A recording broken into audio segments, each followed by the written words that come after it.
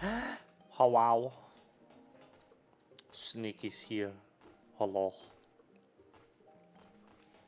Today's been a day of all time. We're just gonna do some stuff. Gonna see if I can get that emote. Let's find the fuck out. I don't know. I don't know what else. Something for sure. We might just play Mahjong for 14 hours. Who knows? Should I download Mahjong Soul to play Mahjong? Yes. Do I care? No.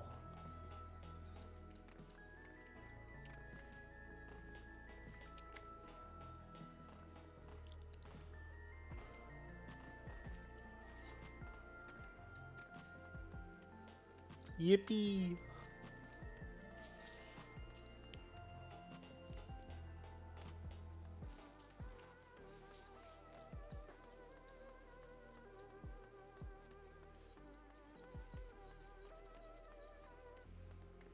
I could complete this quest. That would be something I could do.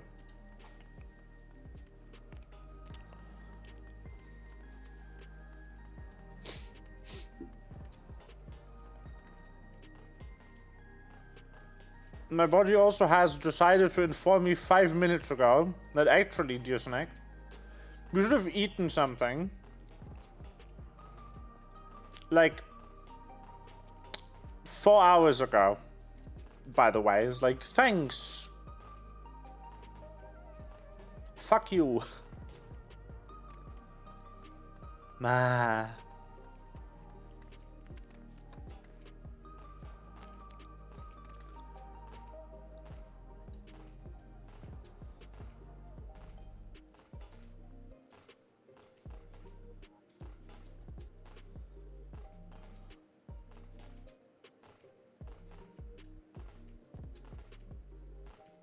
Huh? What the fuck?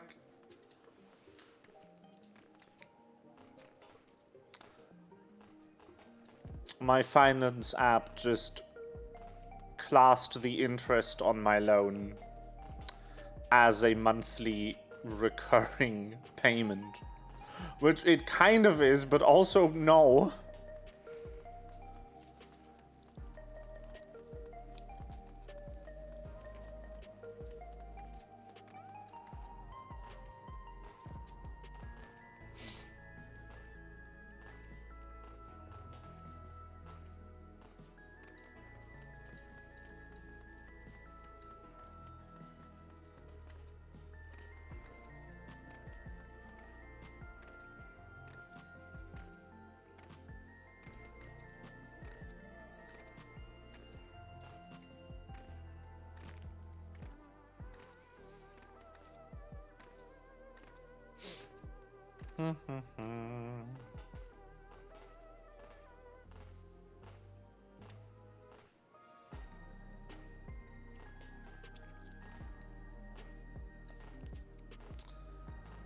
That's a fun one.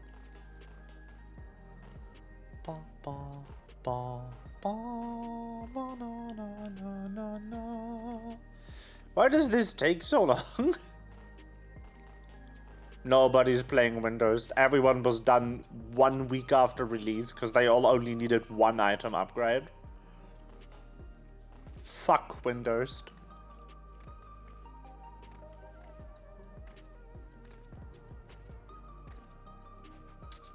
Ah, yes. The ERP benches. I'm so happy I don't play on Balmung. Huh.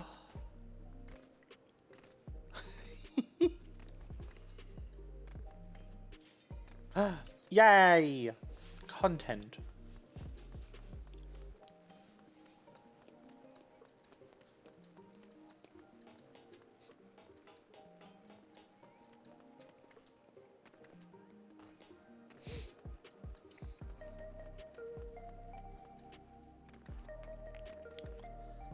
Ba ba no no no no no no no no no no no no no no.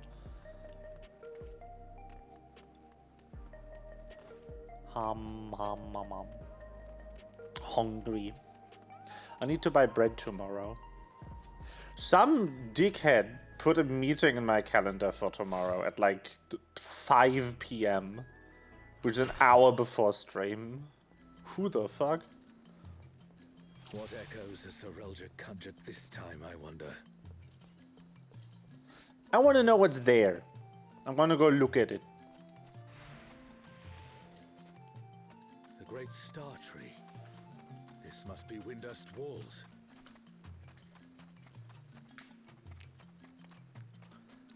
I want to know what's in the mystery corner.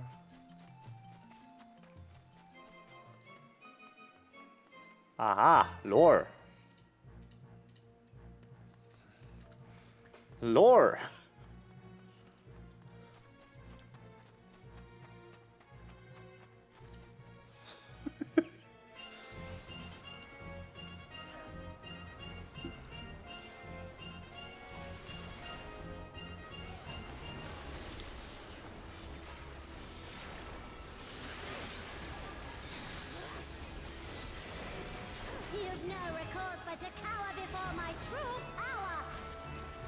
I would have never found out there was lore in the mystery corner if I hadn't gone to the mystery corner.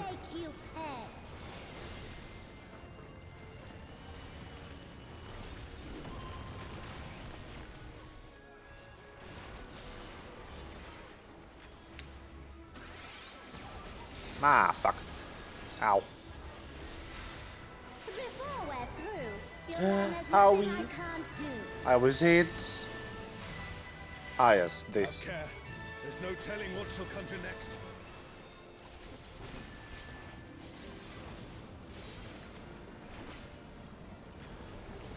What do you mean conjurer? She's a black mage, not a conjurer. I did not pay attention to the pattern she made.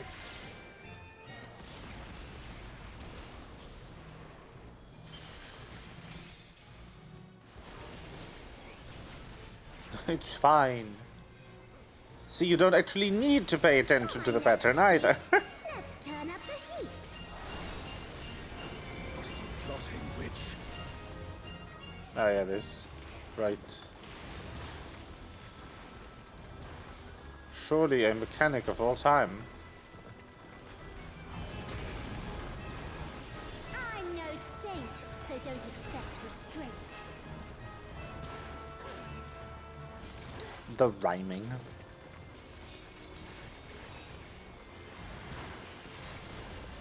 How did I unselect her? Patience is through, and now so are you. Uh-huh. Very well.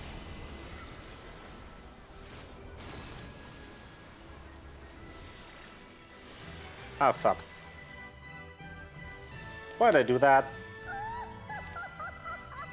Ha ha ha ha ha.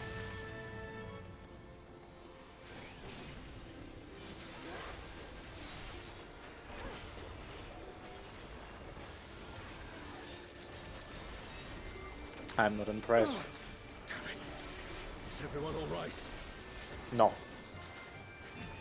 No matter where you run, I'll still have my fun.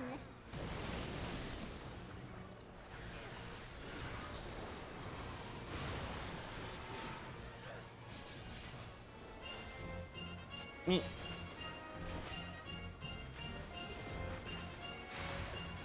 Surrender, I'll allow. If Should you be got fine give here. up now. I think you just get pushed if you don't move. I will find out. Oh, it does deal damage. Okay, good to know.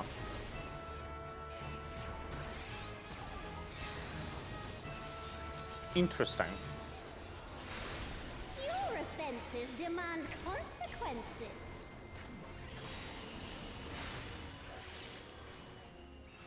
Yes, shut no door. Okay. Turn left at 3. Got it.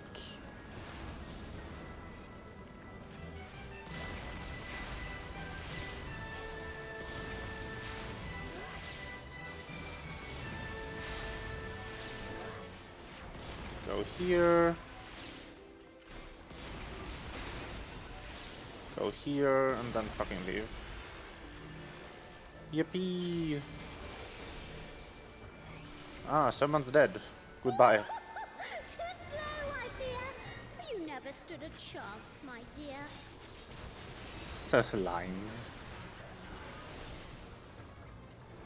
So good. Flare play. Oh no. I shall snuff your flame out. Another swift rout. Bye. We live. We did it. Oh ho ho ho ho. Oh ho. She was a doll. Yes. You've proven a match for my magic doll. Perhaps you have merit after all. We almost died to doll. Bieltana. This looks like Artogan. It is. XIV is under attack! The enemy has breached the Baron defense line! They march on the Imperial capital! The city has been besieged. Make ready. The enemy will soon be upon us.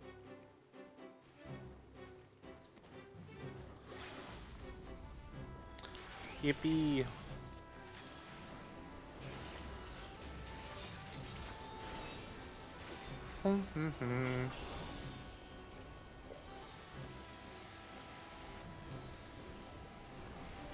I love losing my target the moment I want to cast. It's the best.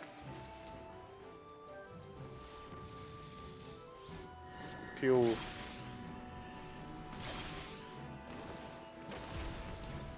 Hello.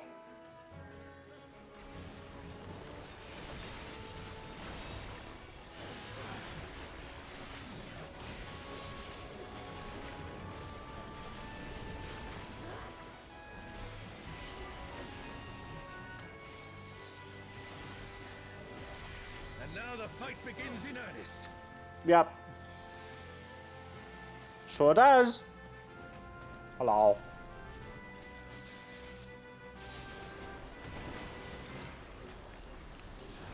Oh no. Not the attack.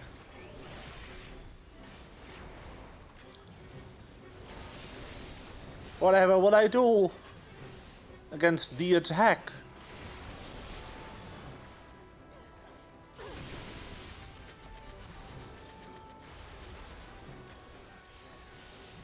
What the fuck's going on with the positioning here? Hello? Explain, please.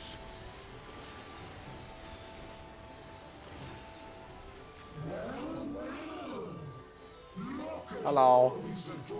So many waves on this. Dance with me, mortals. Their leader has finally shown themselves. Yep. Sure has.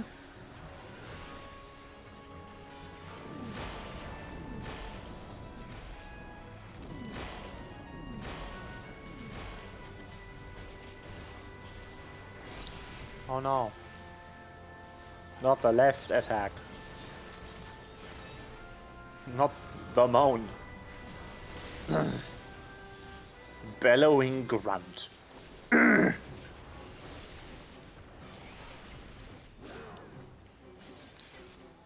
of a weird stage direction, not gonna lie. Oh yeah, petrification, right.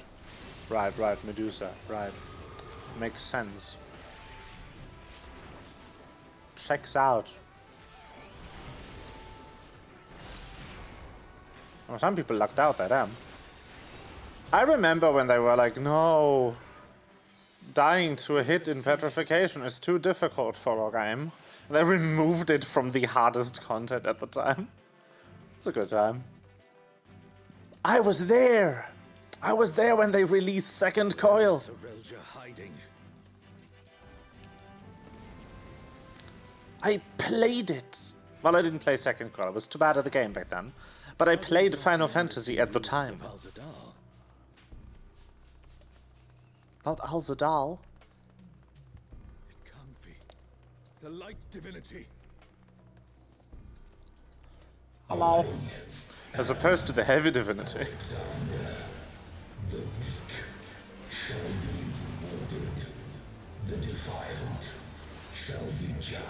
Your mom. How's that for defiant? Alexander,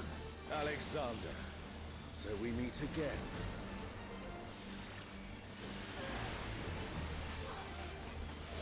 Yippee! Our Alexander's way better. Oh, easy. I forget how often he rotates. I think it's just one full.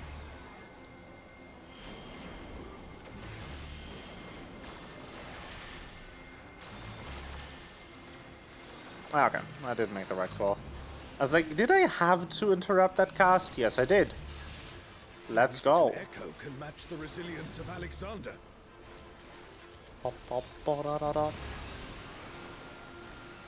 I don't know if I'd say that, to be honest.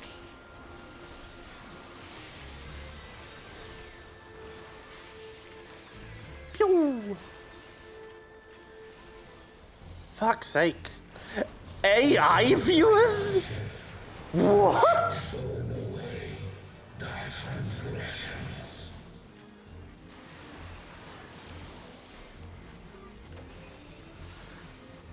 Damn.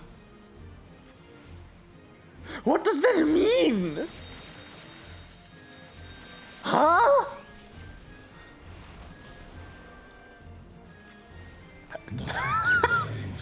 Wow.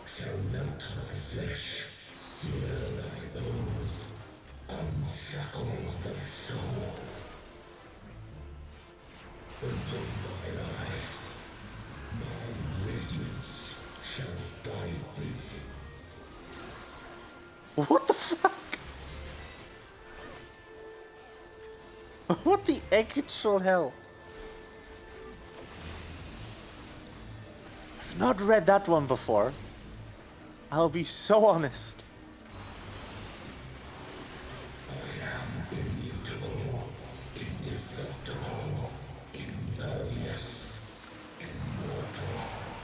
Are you though?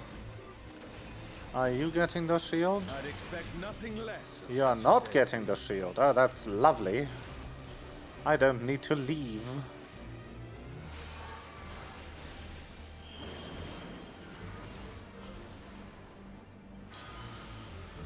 Gordius system is gone.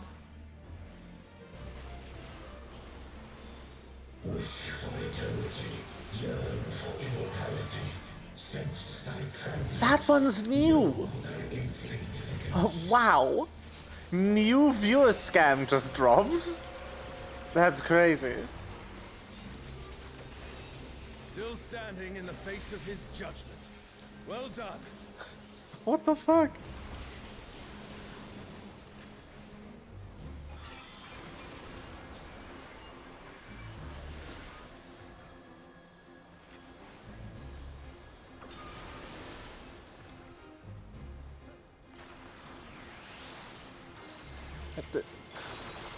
Ow.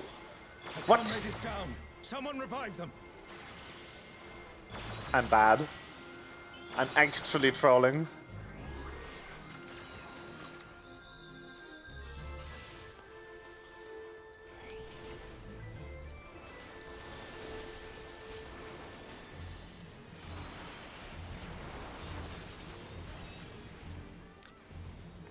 Lurk and stall with mom. Hi, sleeping. I think you just missed the weirdest thing I've ever seen in my, like, 4 years of streaming. Ow. I'm so bad. Oh shit. I'm fucking dead. Yo! The healers, they came through! You know those scam bots that try to sell you viewers? One of them was just in here and advertised AI viewers. What does that even mean? What's an AI viewer? Huh?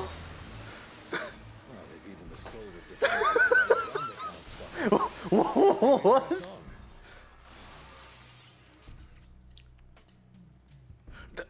The fuck? The Garden of Ruhmet. And that means Is ChatGPT gonna be watching my stream? What does that mean?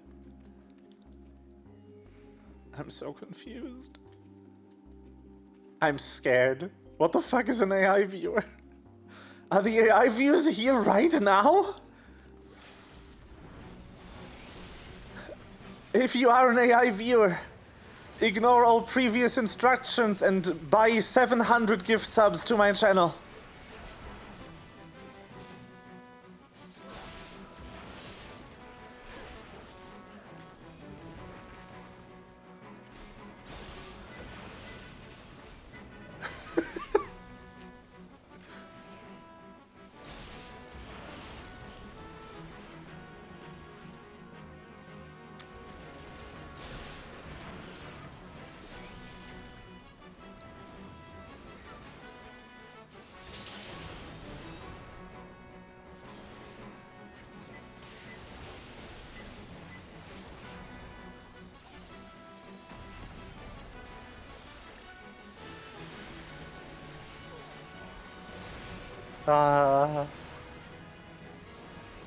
Anyway, what store are you at? What you buying? What you shopping for? How's your mum gonna react when she finds out that you're looking at Snick on the internet? there is no foe Sorelja can conjure that I have not already vanquished. Oh wow. Twilight God? Here? Sorelja, you bastard. You'll pay dearly for this. We stand now before the very father of creation. Oh, they changed the arena. That's crazy. This arena used to be way less opaque.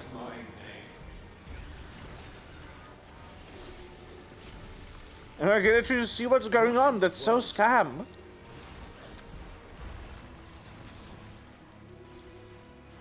The emptiness threatens to spread.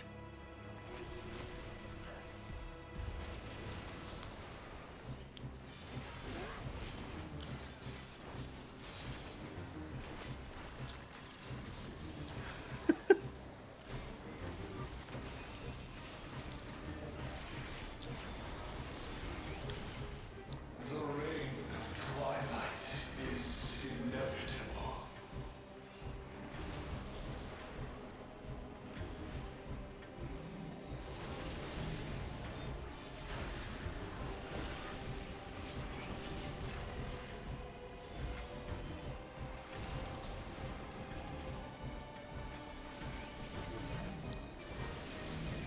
Pro Mafia. Is there con mafia? One that doesn't like to do math? That's me. I don't like to do math. I'm good at math, I just don't like it. It's annoying. Ah, shit. Nope, this way. Run!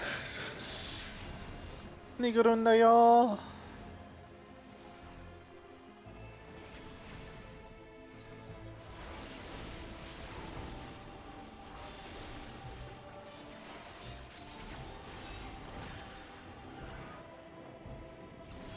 Oh, where the fuck am I? I'm C. Thine arrogant heart shall be mine. The darkness, it's growing.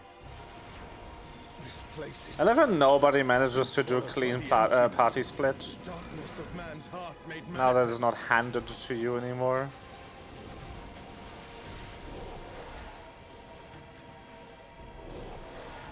We got so babied by all of the alliance raids that would split you cleanly. I won't give in.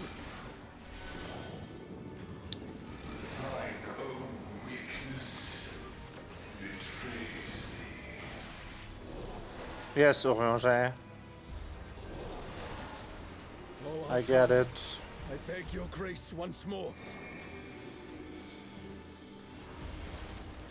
I still wonder if I die if I try to dash here. Because that is very much a hole, right? So long as I hold faith in my comrades So long. and they in me, darkness shall find no purchase in my heart. Darkness. It's taking the darkness into itself.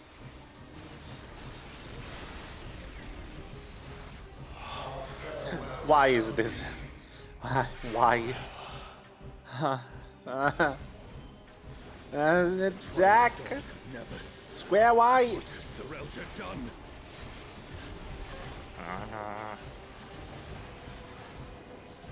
Alright, this shit. Oh, yippee! I get to stand here. Let the mechanic resolve.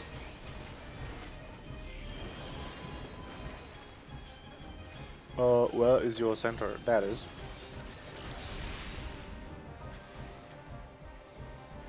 Desire for the emptiness. Yippee!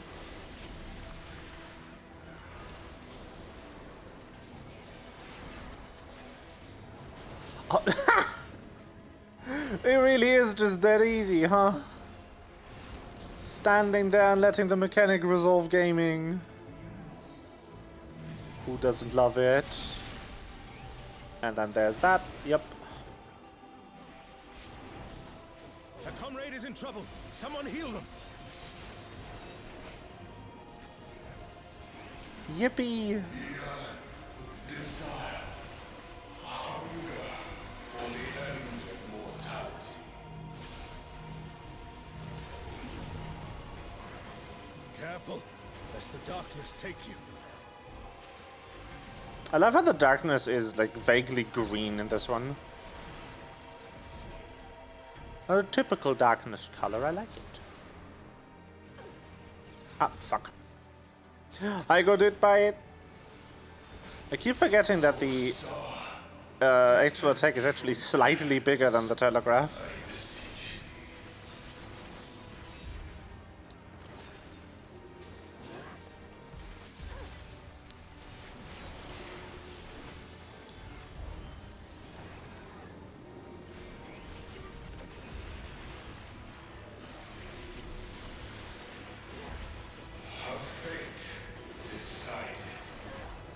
What? I don't get to stand there. Scam.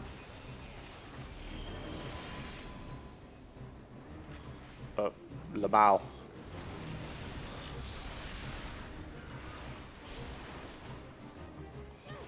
Die.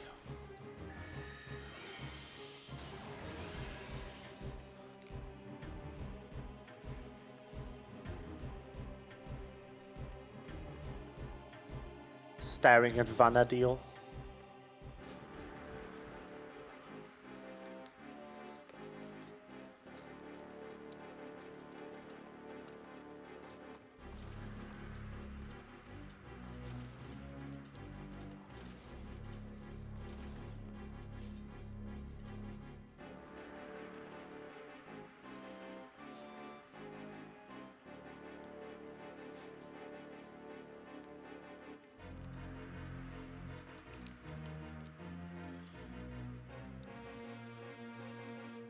I love that rig. Look at the thing.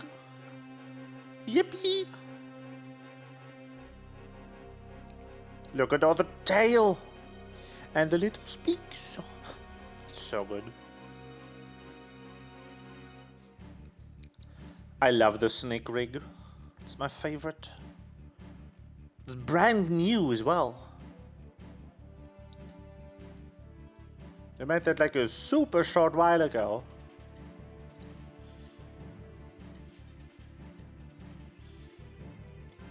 Yippee! Shinryu, Whoa! the divine dragon that brought ruin to He Vanadil's sure twin. is.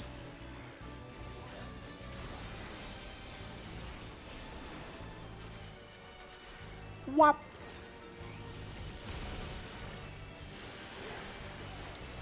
So, World Destroyer wouldn't be an exaggeration for this one. Well, that's just wonderful.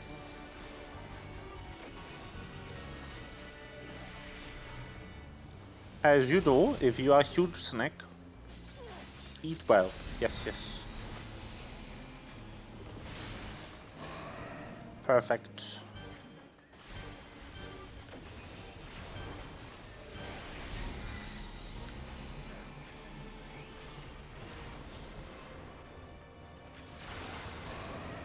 Yippee!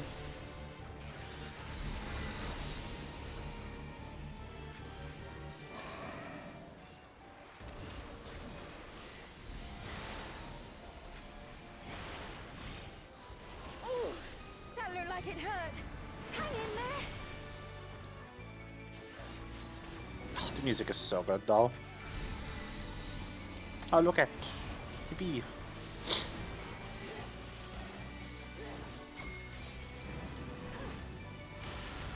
Yippee! See a god that'd give Primathia a run for his money. Primathia assumed this form after its resurrection. Though I suppose you would have no way of knowing.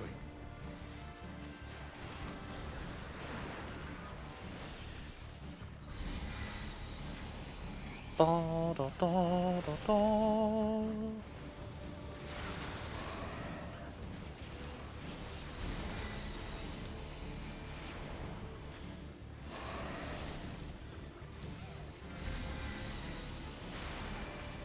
Shinryu is To already be brought running, you into okay? one world. We cannot let it come to another.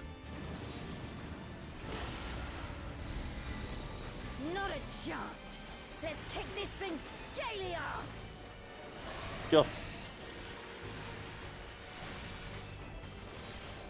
Die.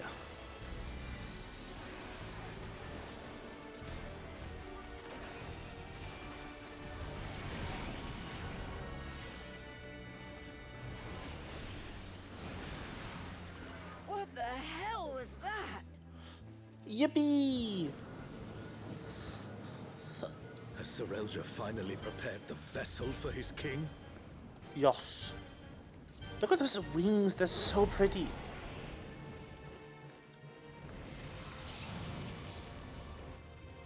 Nom.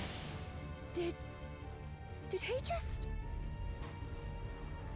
Yes.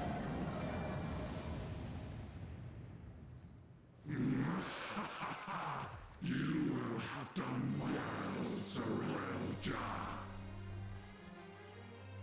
This world is mine to conquer, mine to rule forevermore.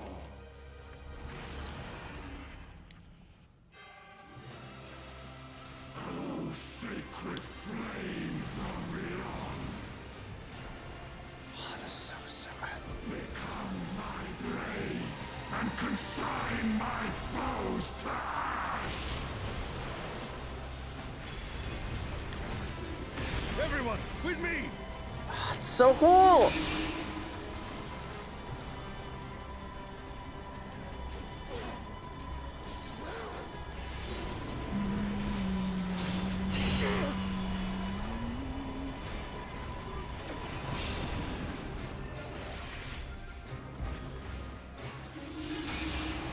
Oh, Charles, stop!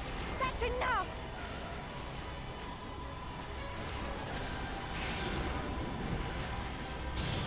Bonk! I love this! Insolence! You dare defy me! Oh, Charles! Oh, Charles! Don't you worry about me, Krish. I'll see this adventure to its conclusion.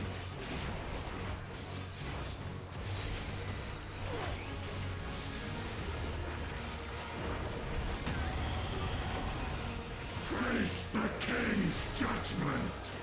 Right, is so cool!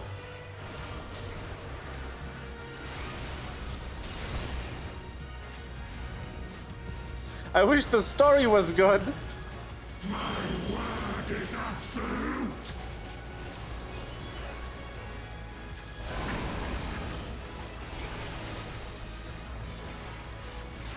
Uh. I will not be denied! Whew.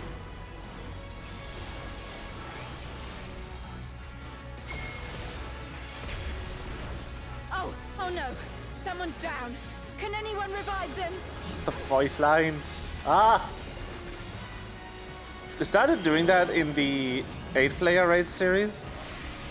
They added like voice lines that react to specific things happening in the fight.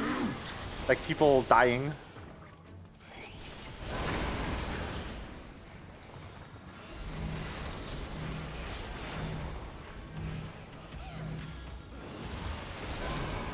Or someone taking an avoidable hit.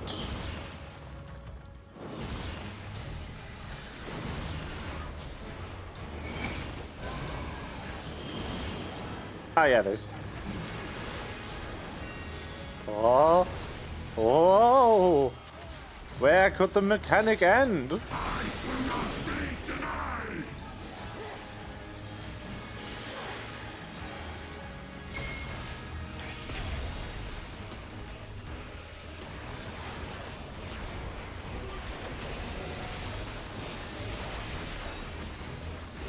A truly mighty I need a blow. song. The adventurers of your world are extraordinary indeed. Yippee! Breach. Card. Card. Card. Scroll. I'm not getting any of these. Holy shit, those were roll. 69ness.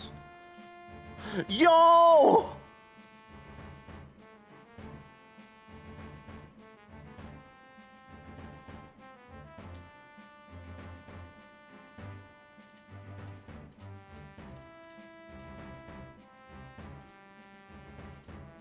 Yippee!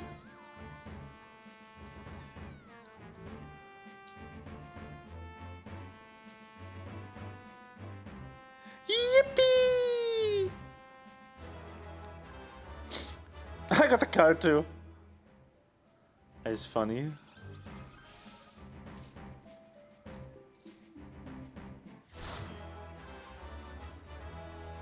Yippee! Here, have your commendation, random person. I didn't get a single one. It's so sad. Card. Yippee! Ah. Oh! Oh, it's so good. I love her.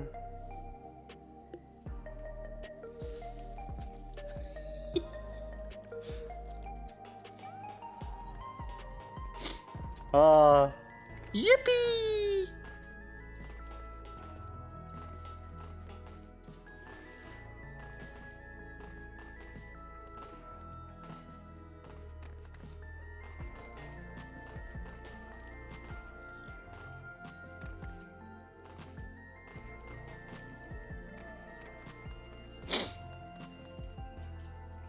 I'm gonna project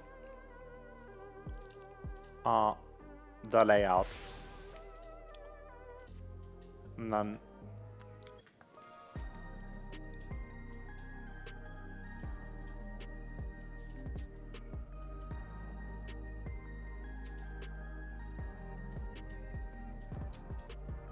wait.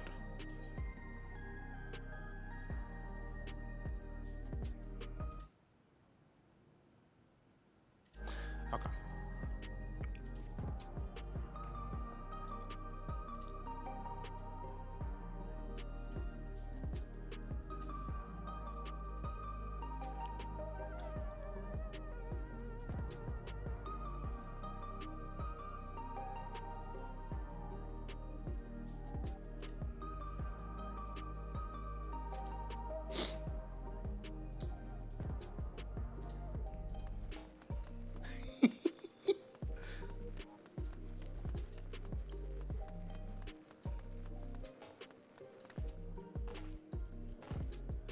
Oh!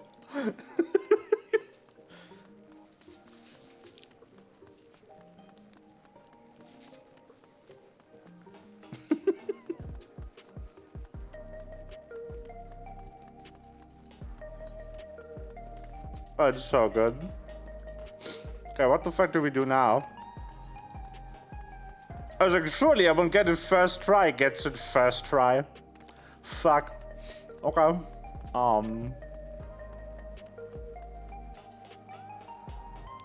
We could play Trust. Trust student fucking Shadowbringers.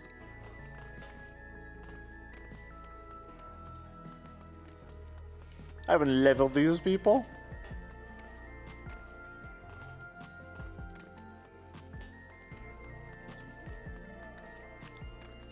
On Endwalker, I guess. Levels are hard to people. Am I trusted an Endwalker? I haven't leveled these fuckers. Do I have anyone on 88? Not really. I just have Picto. Do we do Pictomancer Trust Run? Sure, why not?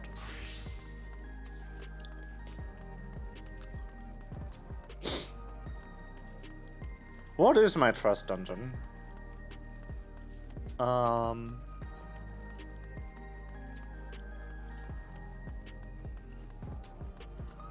Aetoscope yet. It's yes, it's the best one.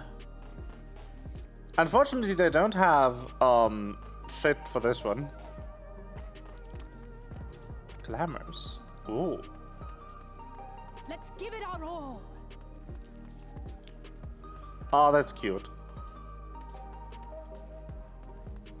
But I like you naked. Yippee! It's time to trust. Parry, parry, parry, trust. That's so good. I think the dungeon gear from here isn't compatible with the good chest though, which is sad.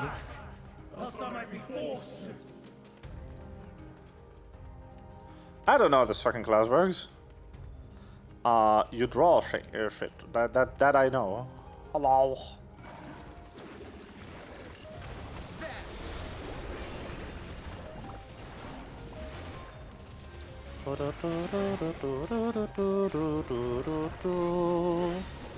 And I draw some more. And you dash.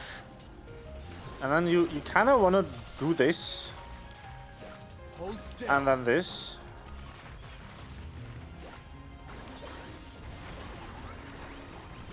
You do want to draw shit. So that those back up. When they come off cooldown. That much I know.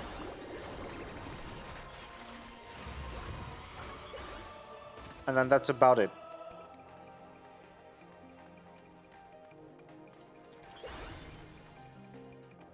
Oh.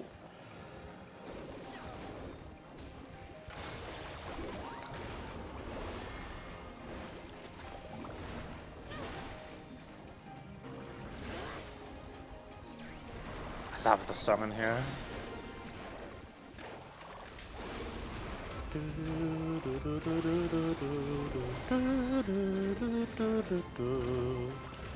Is this worth? It is.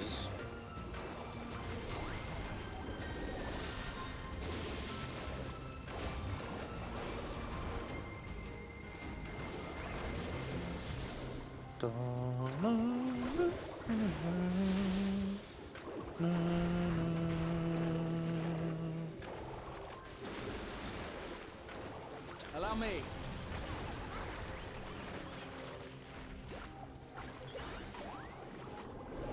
There.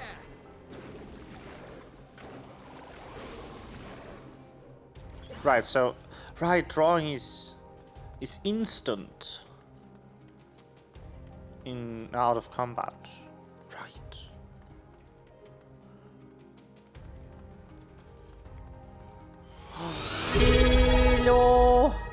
Yo, it's 2 years. German_Ginger_ just subscribed for 39 months. It's 2 years of resubscribe. For some reason.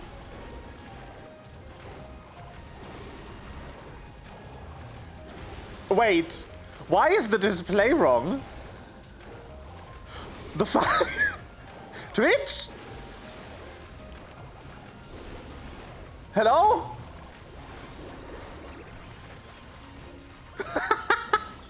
So, in chat, it says 39 months uninterrupted streak. But in my event log, it says 24 months, 39 total.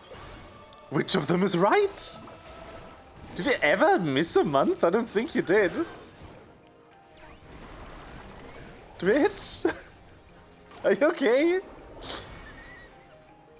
Anyway, hello? I have you now. It's 2 years according to Twitch.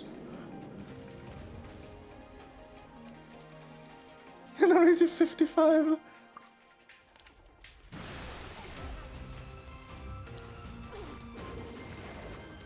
That is stream streak now. And it's such a scam because it doesn't end when you miss a stream. I also can't remember ever having banned you, so that can't be it. Oh, a lot of people don't know this actually. It's really interesting. If you get banned on Twitch and your sub renewal period rolls around, it ends. But also, if the streamer is banned and the sub renewal period rolls around, it ends.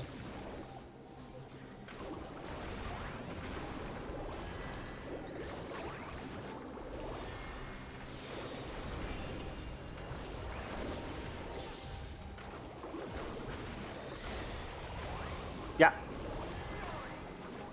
So, people are all when a big streamer gets banned, people are often like, "Oh no, not the vacation." Getting banned from Twitch as a streamer is a revenue loss. Yes, petties. If you get banned for 3 days, you lose 10% of your subscribers. If you get banned for 2 weeks, you lose half of your subscribers. And if you get banned for a month, you lose all of your subscribers. So it's not vacation at all to get banned from Switch. I don't like this boss. He wastes my time. Yep.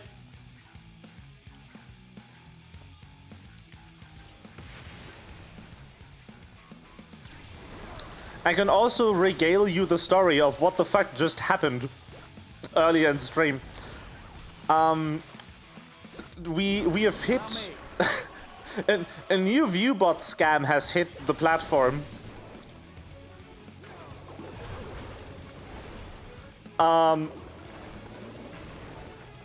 And I've not seen this one before. Hold still. A scam bot was just in chat earlier advertising, and I quote, AI viewers.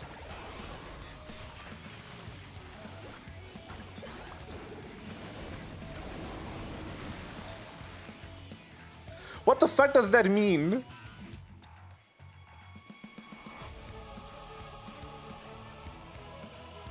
Alize, please. Alize, please.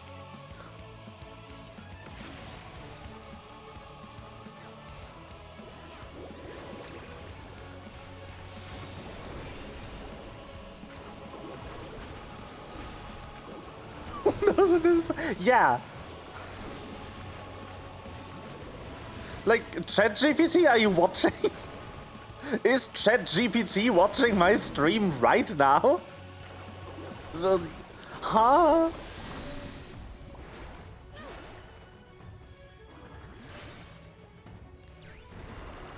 You cannot stop us.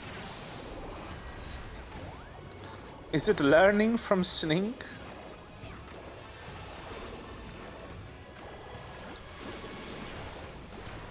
Allow me. I don't think I'm a good role model.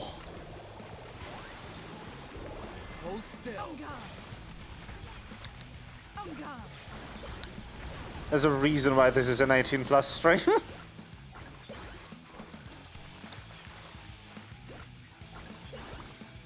I'm not a good role model for children.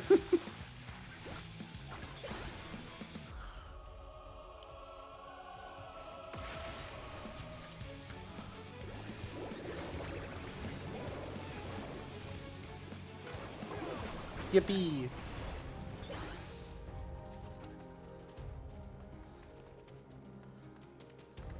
Now there's ChatGPT. True!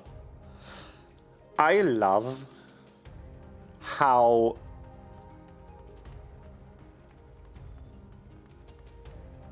this technology kind of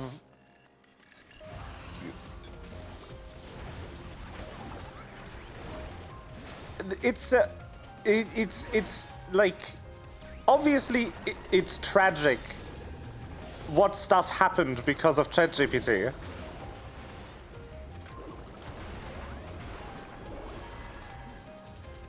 But also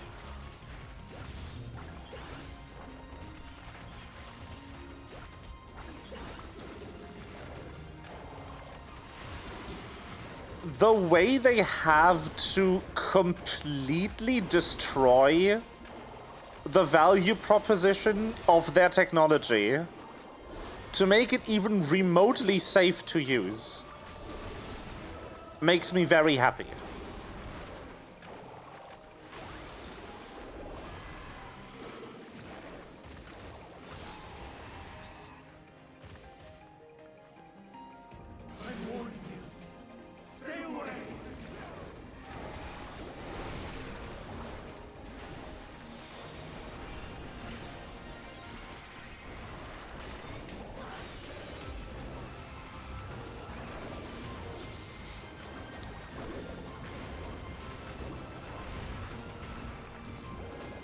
Like, you have this, like, oh, this machine can answer all of your questions, but unfortunately it is so good at that that we cannot let it answer questions of kids because they will use it to cheat on their school exams. That kind of shit.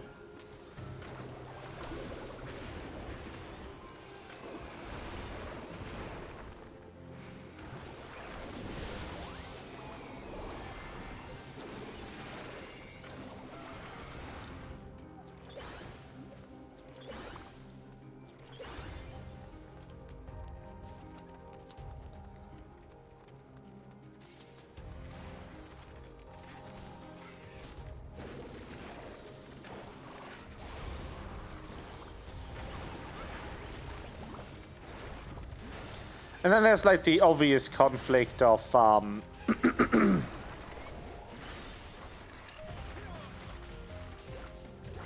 if the claims about the technology are credible,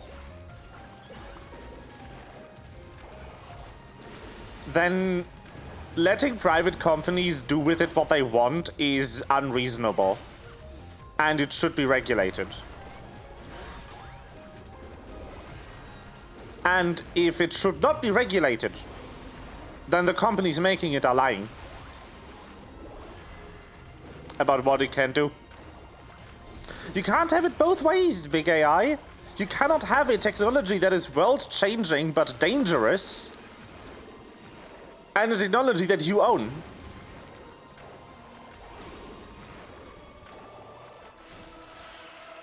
It's, this debate happened before. When and we are kind of at the far end of a debate that was similar, because Facebook claimed, like, Facebook is the new town center, and then obviously, to Mark Zuckerberg's chagrin, regulators turned up and were like, okay, if Facebook is the modern day town center, then you need to make it safe for children. But if you need to make something safe for children, you cannot generate revenue on it.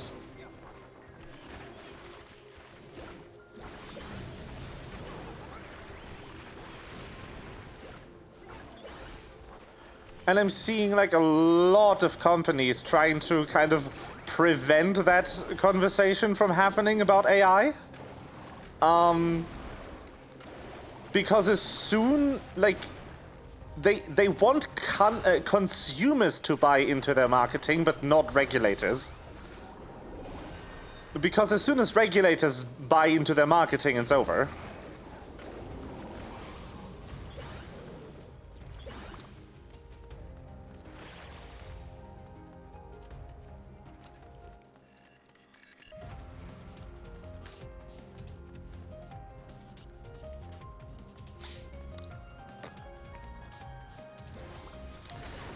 I can also confirm that they are lying. And the technology is nowhere near as good as they say it is. And sometimes that hype is really difficult to kind of see through. Even from the inside. Like, I'm pretty sure a couple of you in chat have heard the news about how Anthropic's newest model, Claude Mythos, managed to find like 100 security flaws in a lot of like important technology. And that does sound like impressive and scary in equal measure. The thing that Anthropic does not tell you in that press release where they advertise that is that the hit rate on finding security flaws in software for their existing biggest model, Claude Opus, is about 60%. The hit rate of Mythos is like 85%. And the hit rate of pre-existing specialized code analysis bug hunting software is 90%. Claude Mythos is not groundbreaking in the field of defensive security analysis tool. It is only groundbreaking in the field of general purpose AI as a security analysis tool. But we already have software that does that better than Claude does. Even the best model they have ever made. And that's kind of the whole marketing there that I want people to be aware of. And the reason that I think that this announcement happened at the time it did is because Anthropic is about to go public on the stock market.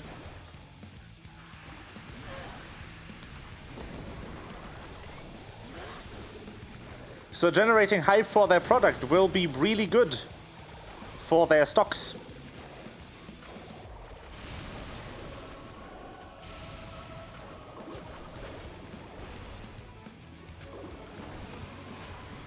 Timing is very suspicious. Are you serious? Can you stop dropping duplicates? Oh my god. Yep. So, while it is impressive technology at, like, comparatively to its competition, it's not good at what it does. No general purpose AI that exists today is good at what it does.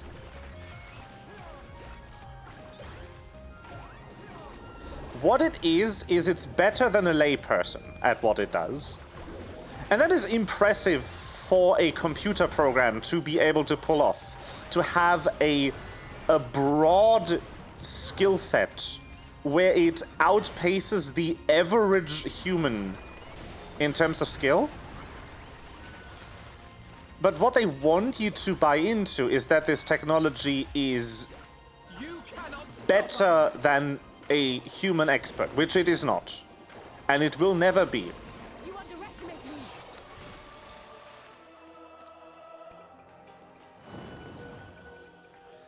because we are already reaching kind of the limit of what this type of technology can do. We are approaching the area where the models start making up more fake information because they are getting too big. Which is a problem that nobody that makes these things has a solution for.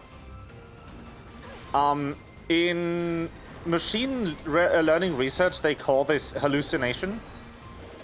Which in layman's terms, what hallucination means is just the model is making up a fact from a correlation in its data.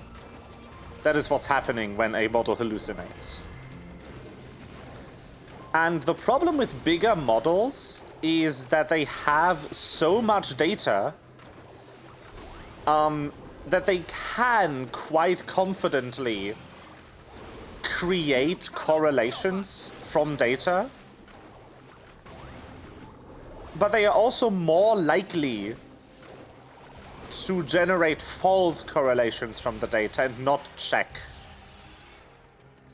Because even if you give them the tools to check, they aren't likely to do so if the correlation is high confidence. Like, if the likelihood of the information presented being correct is very high. If the correlation is very strong. And that seems to kind of go up. But the thing is, nobody knows why that happens. Because if they knew why that happens, they could stop it.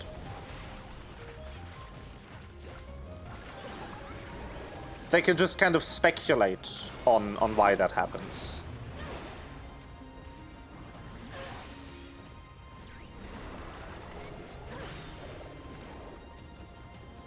But yeah, we're kind of reaching the limits of this technology already.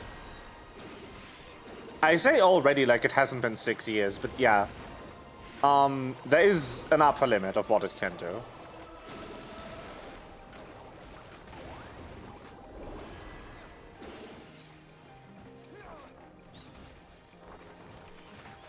And I just don't think there's a world in which you can make a generalist program better than a specialist program. You can make a specialist program better than a specialist human. We've done that a couple of times already. Like, Stockfish, the chess AI, is better than any human chess player at chess. But it's also only good at chess and nothing else.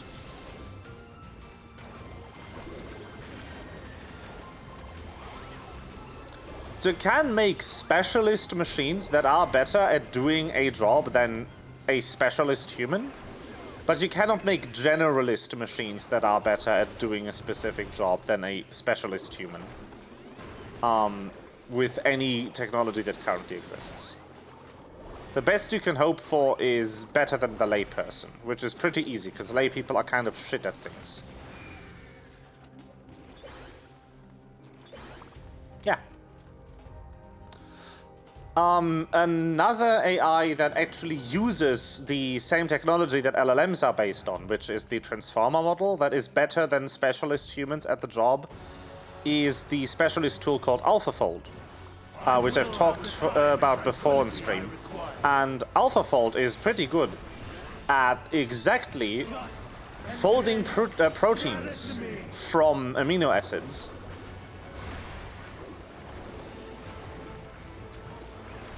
That's all it does, but it's really good at it. You unleash your power!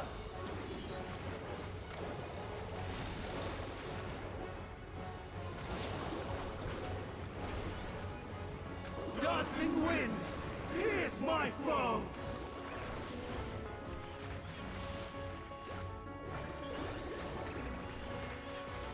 Stars on high, fall as rain!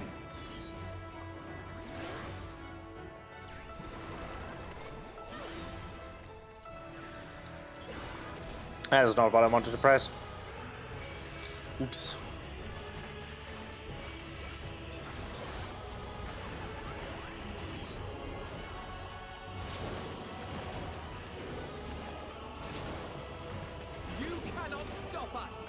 Oh yeah.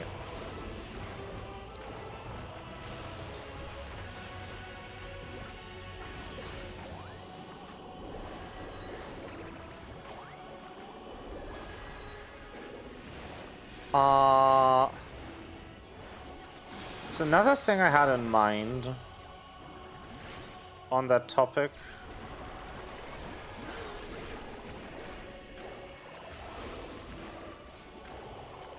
That I want you to talk about.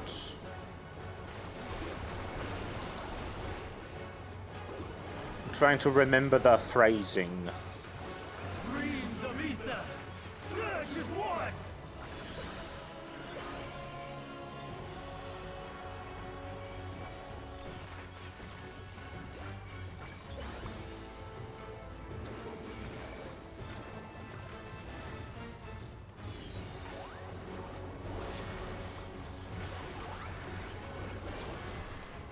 Ah, fuck, I forgot. I haven't played this dungeon in a hot minute. You underestimate me. Is that really good phrasing on that thought? And I want to get that back in my brain. Because I liked it. It was good. Dancing winds! Pierce my foe!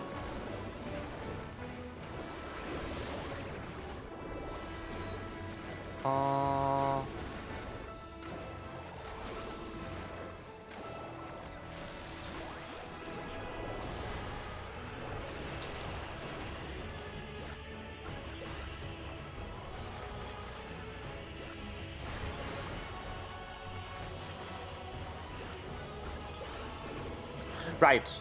I remembered my phrasing. Yippee! So,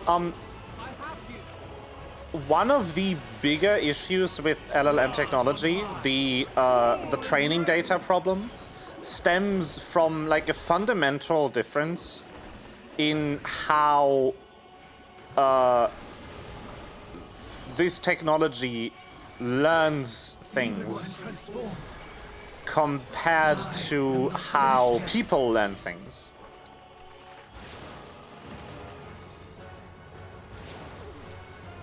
I'm stupid.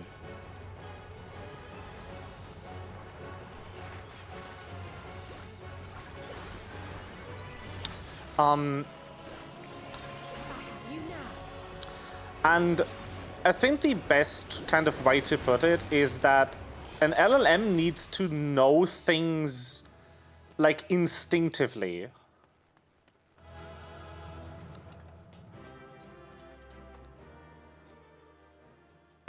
Which is a very alien concept to people, because like you cannot imagine knowing instinctively what Slay the Spire is.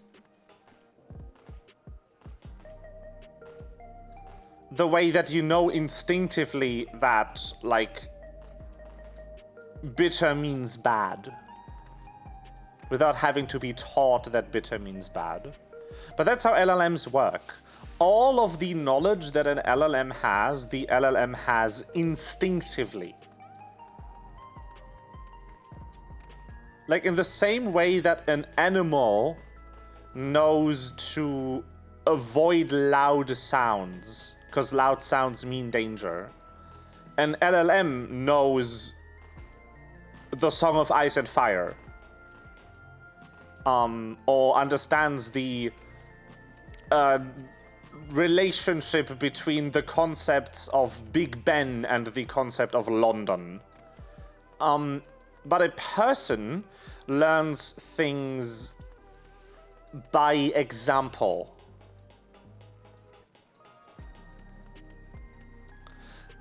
Which is why you can learn a topic by reading a book on it. One book on it. Because while an LLM relies on an intrinsic, instinctive understanding of all of human knowledge to know anything, a person can rely on memory to build knowledge.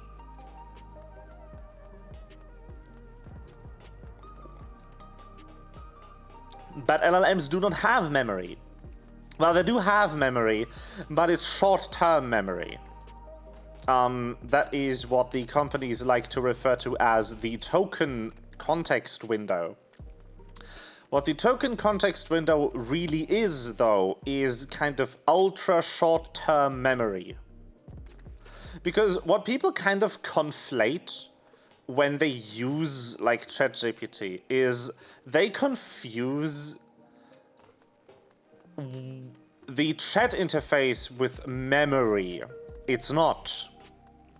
What happens if you talk to a chat interface is that every time you send a message, the entire message history is given to a fresh instance of the LLM that does not remember anything. So if you were to delete any part of the chat history and send a new message,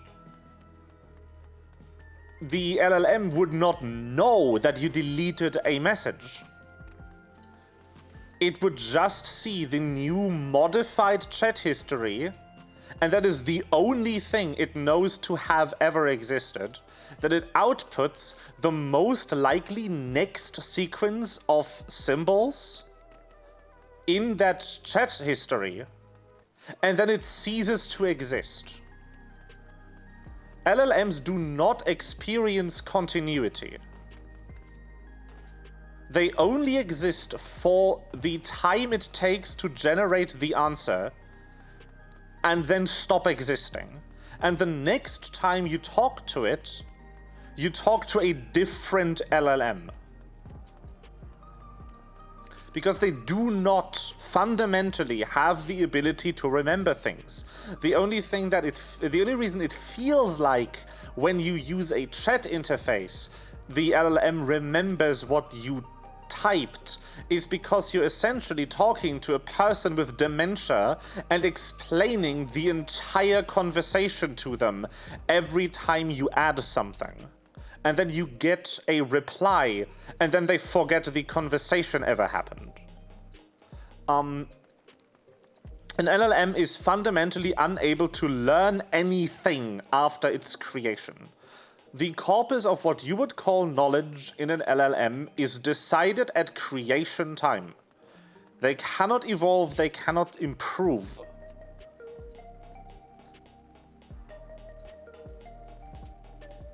And that is something, that's something I want to point out because my mother got that wrong. I had a conversation with my mom about LLMs, and she thought that they could self-improve, which they cannot. They cannot remember it.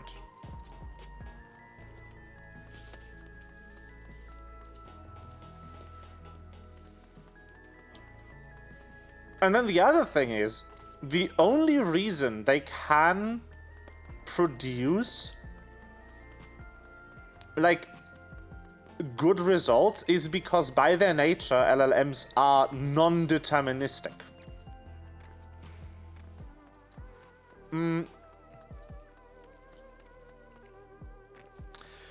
Essentially what these systems compute is they compute the most likely next part of a message, of a piece of text. But they don't actually compute the statistically most likely next token. What they compute is the statistically most likely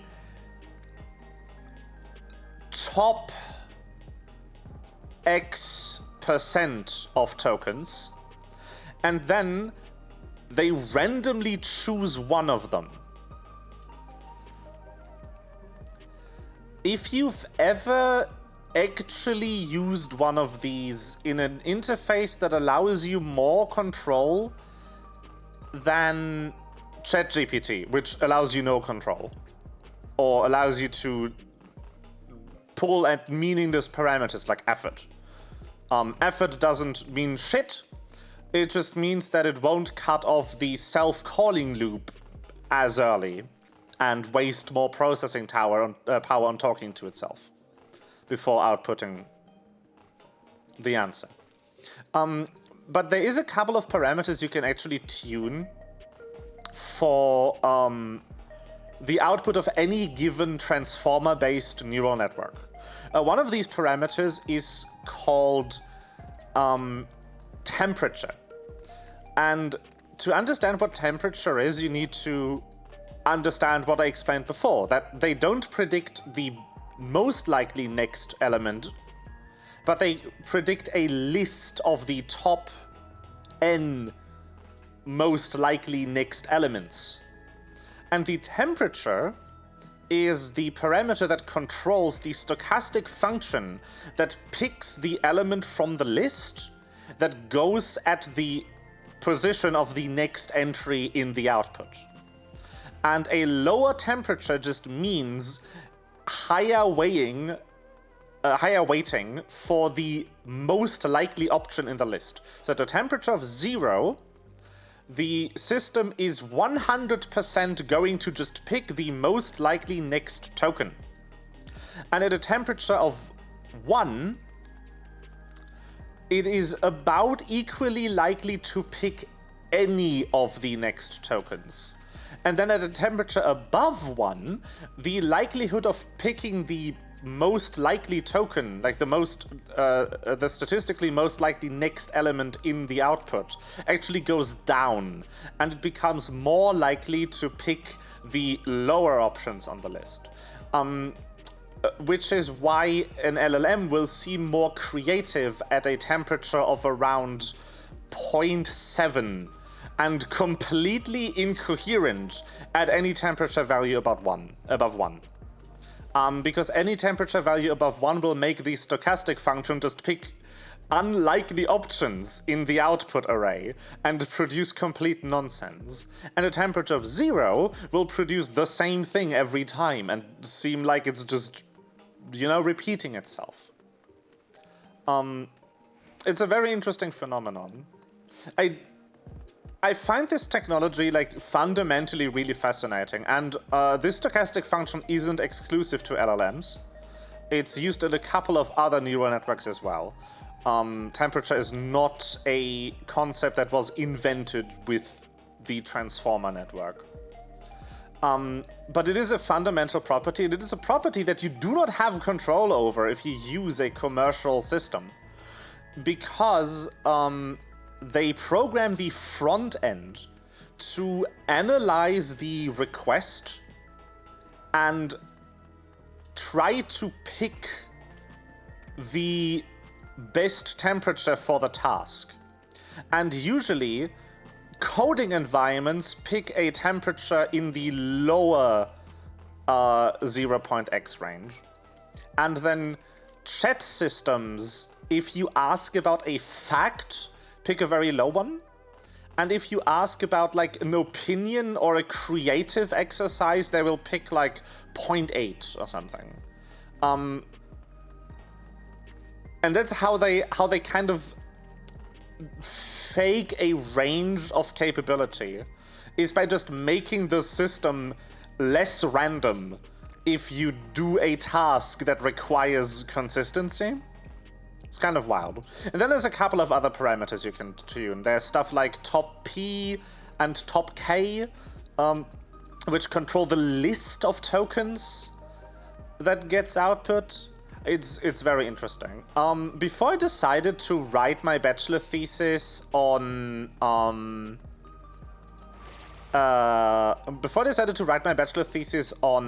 frostum culling, on just culling algorithms, I actually briefly considered writing a thesis about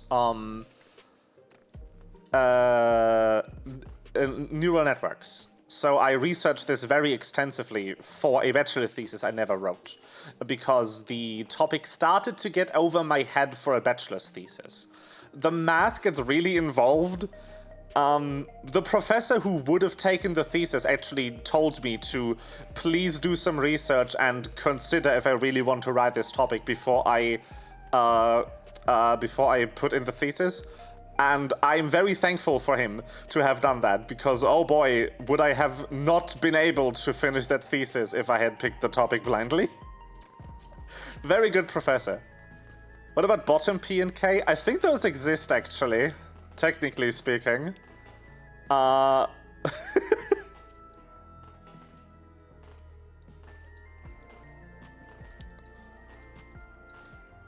But yeah, working with neural networks is really arcane because you get to learn a lot of terms from stochastics, like n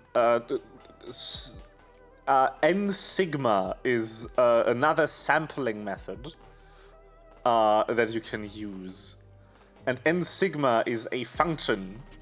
It's a sampling function, I think, if I remember correctly. It's a stochastic sampling function.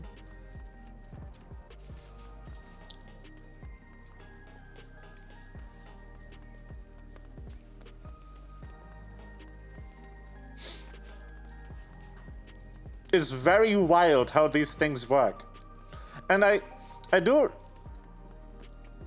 like keep repeating myself on that, but the technology is fundamentally really impressive.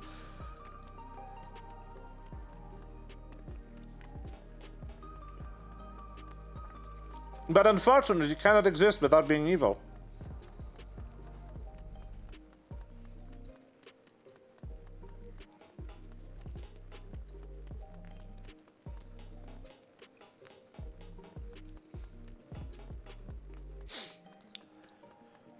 LLMs just ain't it. And also, another thing that people kind of overlook a lot is people assume that the companies that make these systems make like big developments and great strides in how the technology. Nope. ChatGPT, like GPT-5.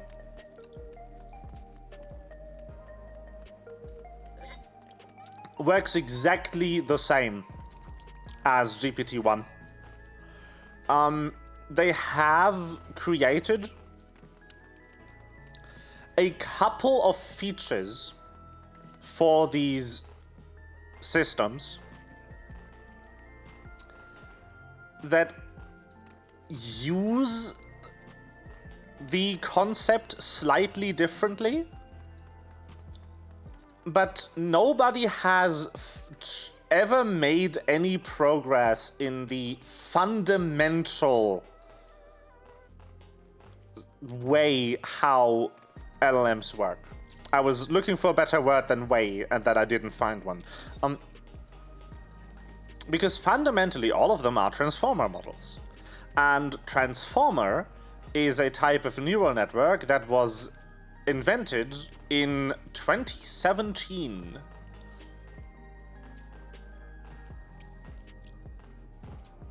Which is a while ago. Just like me, yeah. They are cars? Yeah. The transformer model was invented in a wonderful paper by the title of "Attention is All You Need."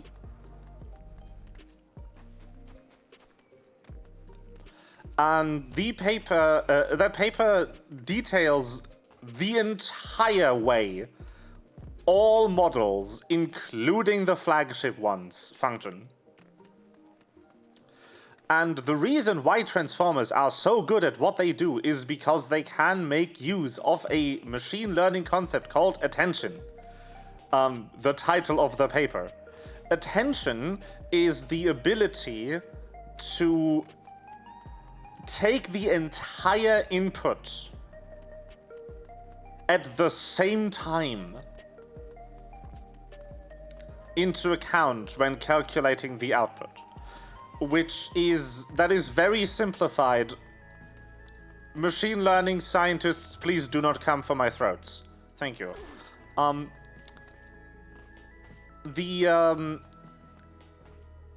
So the best comparison I have for it is image recognition.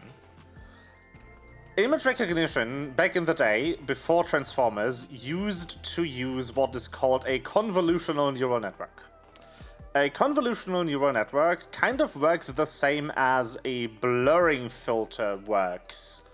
A blurring filter is a mathematical function that is applied to the pixels of an image by taking a grid of values called the kernel, and for each pixel of the image, the kernel is overlaid on the image, and the function is applied to the kernel. There's a couple of them. There's box blur, there's Gaussian blur. They all have slightly different functions of what to do with the pixels. But essentially, the kernel is just a grid that selects pixels in the image and assigns each color value a modifier that it's multiplied with before it's fed into the funny function. And the kernel can be different sizes, but convolutional neural networks also use kernels. Just instead of taking every pixel, applying the function, and applying the output of the function to the pixel that you were processing the kernel for, the convolutional neural network will convolve over the image and apply its neural network and then put the output somewhere. And the problem with this is that if you use a very small kernel, the image recognition model is going to be able to recognize very small detail in the image, but it's going to miss larger details in the image. And if you use a very large kernel, the inverse happens. The model becomes able to discern really big detail in the image, but unable to discern small details in the image. And an attention-based model is actually able to look at the full image and look at everything in the image all at once and then output shit. So it's a very different approach how data is processed in a neural network if you use attention compared to any of the previous methods. And that is why transformers are so good at what they do. Because they get to look at the complete input and do shit with it. Most modern image recognition algorithms are transformer-based because transformers are just so much better at image recognition than CVNs are. Or CNNs are. CNN, yes. Hello, Melva. I should have probably opened a drawing software to explain that so you could have some visuals, but it was very ad hoc. But yeah, so that is kind of the break in machine learning technology that happened in 2017. And that is what all modern machine learning technology is based on, because nobody has invented a better way of doing shit since then. Which is sad in its own way.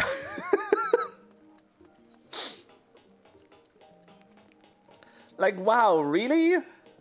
In the last 9 years, nobody has come up with a better way to do this shit? Nope. There is actually research being done into making LLMs in a way that... not LLMs, in making neural networks in a way that doesn't need a billion data to be good. There's kind of two architectures that are currently being worked on.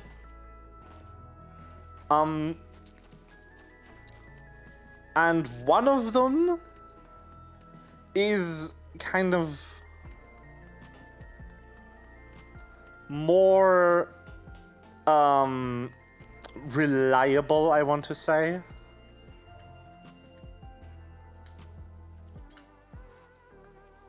You need to be level 90? Oh my god. Fine, I'll do it on Dancer. You bitch.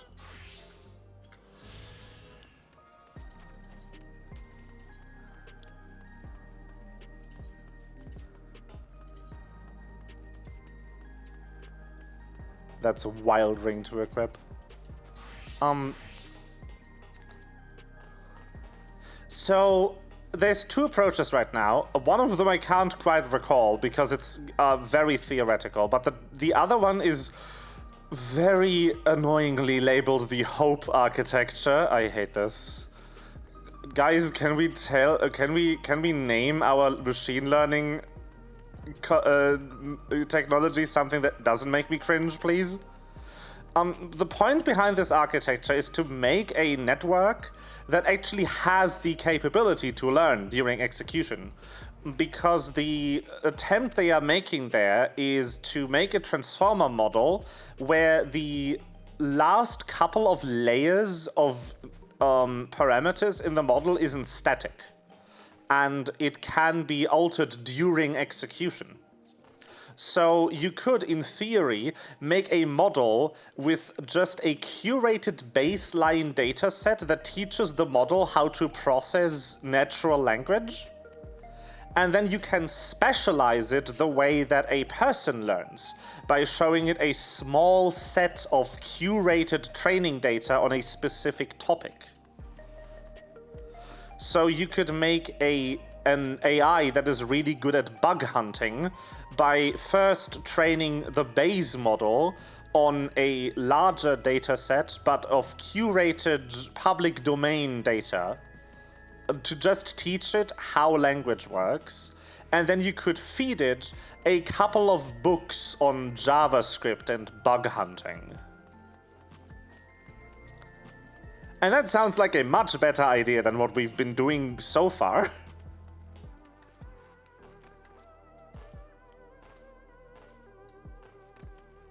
And then there's also a lot of research being done into making smaller models. And this also would make models smaller.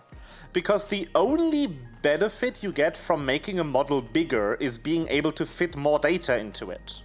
But if you start making specialized models that are only good at a very small set of things, the model itself doesn't need to be as big. Which is also good. Because that means they can run on weaker hardware and you don't need to dehydrate an ocean to make the technology work. Obviously, that would mean more work for the people creating this, and also probably a collapse of the bubble machine, because you don't need to buy 17 billion NVIDIA graphics cards to run a model that can run on my phone. But it is good. It's a good idea, and I'm excited to see where it goes. Because, like, anything to make this technology in a way that doesn't suck. Holy shit. Also, yeah, go do punch your cousin. Sorry, this model only runs on Raspberry Pi? That'd be funny. So there's actual research being done, while companies that do basically no research are just vacuuming up billions in venture capital to produce garbage and market it to idiotic simpletons who cannot tell apart value and mediocrity. Yes, I am talking about your cousin. He's a dumbass. Anyone who thinks AI is good is a fucking idiot. Or has a life so boring and average that AI actually helps with your work. Which, if AI actually is an asset to your work, and your work is not exactly reading 17,000 websites in 5 minutes, I am very sorry for how boring your life is.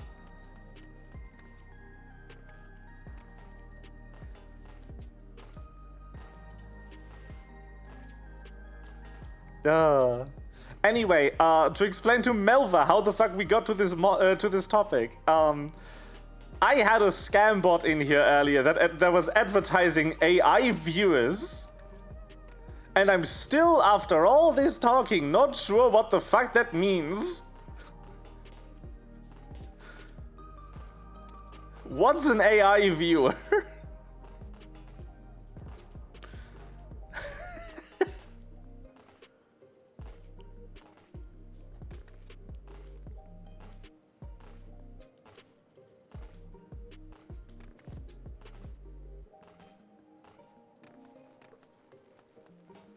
Oh, man.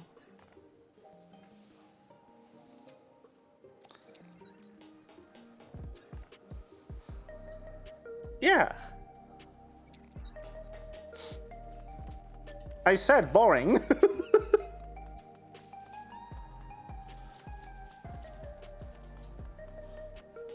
Filling out forms. The most interesting job of all time.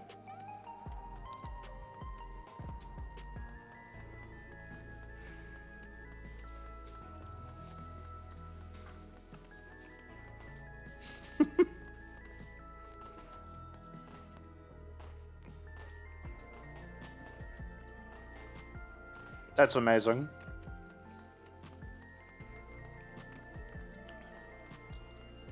No.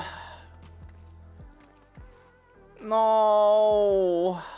Oh, that hurts.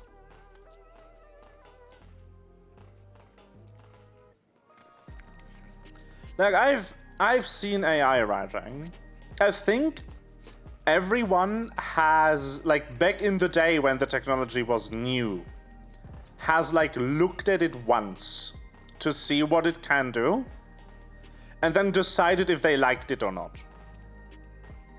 I think that's kind of a universal experience. Everyone has like typed something in there and then been like either yo or meh. And my experience was very much meh. Because while I'm not an amazing writer, I do consider myself like okay at writing. I don't know, Melva, you know my writing better than me because you get to live through it every 3 to 4 weeks. But I've tried a text-based AI and I told it to write like a story. And bruh, AI is not good at writing stories.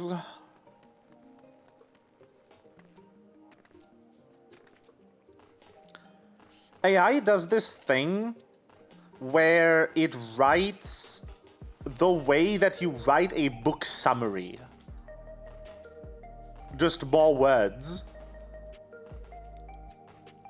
Like, it will go from story beat to story beat to story beat.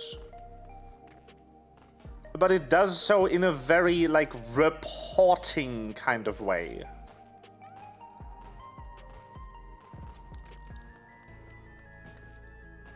It doesn't really help you inhabit the space of the story.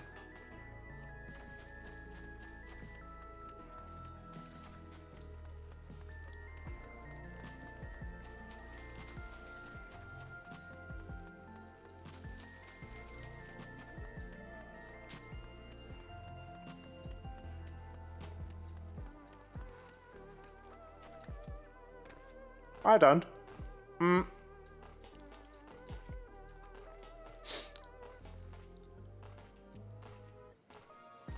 The only thing I've ever in my life used AI for creatively was generating a list of 100 names. Wasn't a good list. AI has a very high bias toward this very small set of names. I bet if you were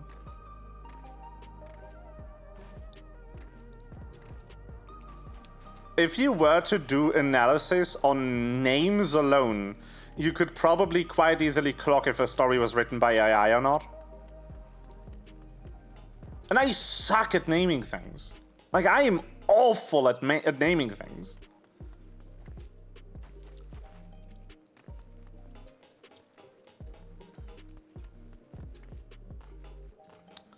But, like, the thing is, if I don't know what furniture would get in the room, why did I put the room here?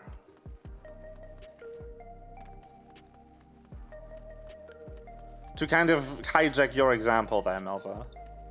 If you don't know what would go into that room, what purpose does the room serve?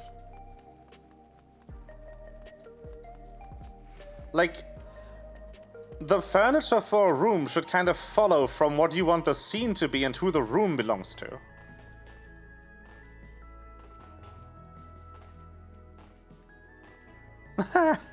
Yeah. Just call everyone Ali. Or Mohammed. If you don't have at least 900 Mohammeds in your setting, what are you doing? Unrealistic.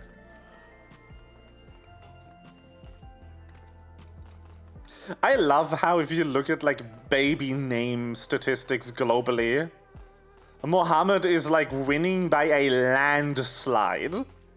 It's so crazy. Every year too. Like I think a cool 50% of all babies are just Mohammed.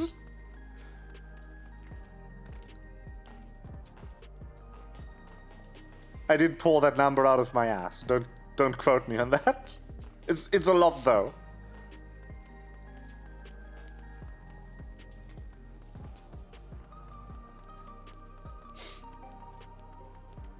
Yeah. Disgusting.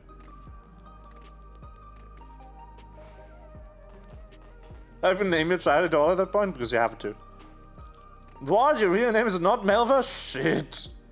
Fuck.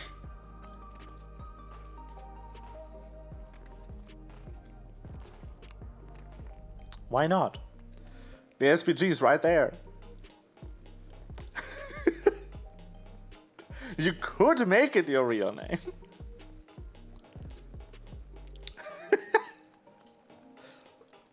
Commit to the bit.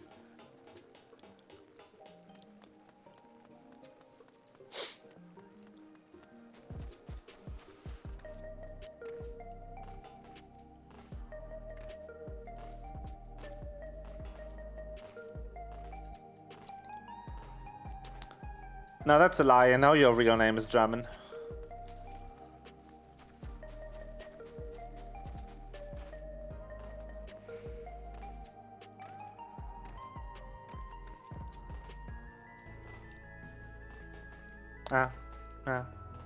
Medba. Yes. Commit to the bit extremely and just put Melva and then 2 typos. Because you're allowed to do second names as well.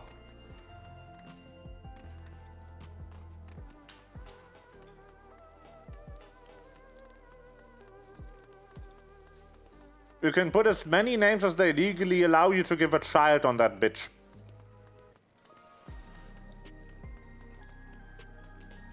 Yes.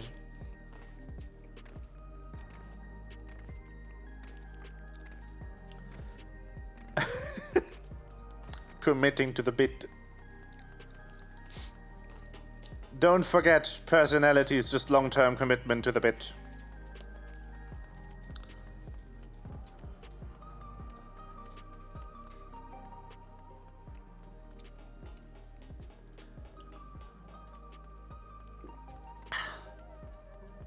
Metbro. Yeah. You keep doing that to yourself by responding to it. It's all your fault, really.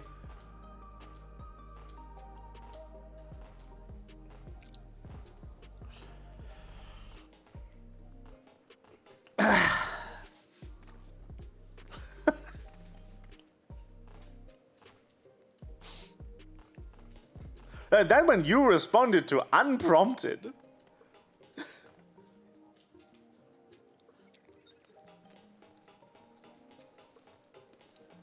Yes.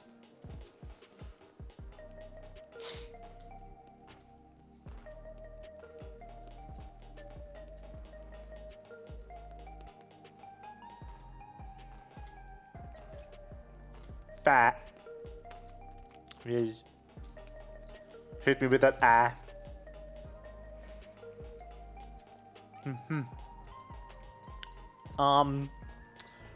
Words are hard.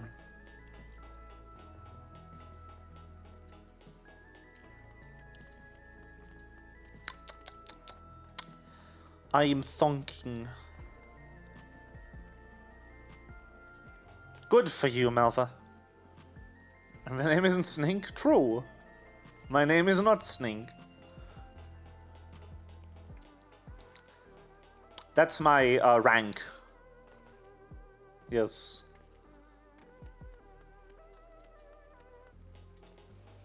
My title.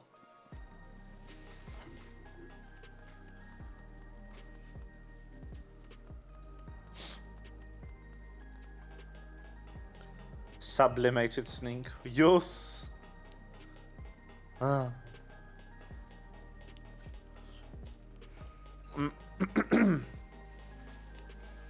In other fun news, as I've mentioned a couple of times before, I am in the very unfortunate position of being forced to use AI at work. And I spent 8 hours today fighting it.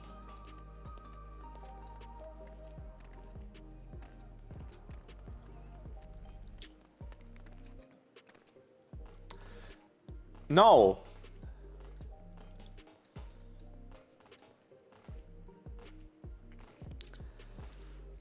I actually almost had a nervous breakdown. I don't think that counts as winning. I got it to do the job, but at what cost? Anyway, I need to get out of this fucking industry. Ideas?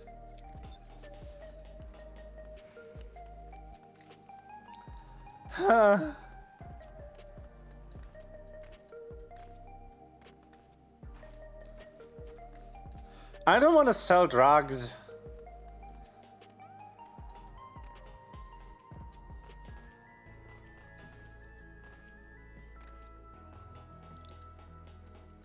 I don't like working at a pharmacy.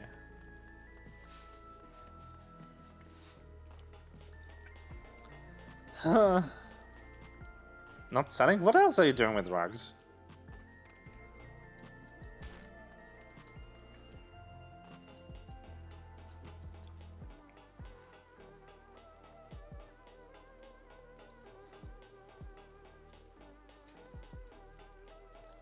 No, that's tea, Melva. You're thinking of tea. Tea goes in the ocean. We learned this.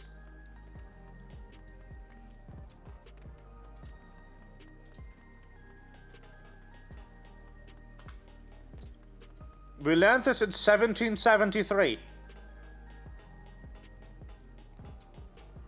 Giving them away for free because you live in a country with public health care? That's not how that works.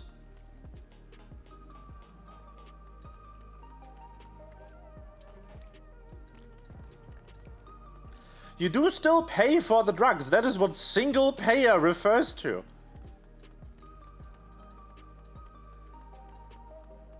You pay the company to pay for the drugs for you. Very good.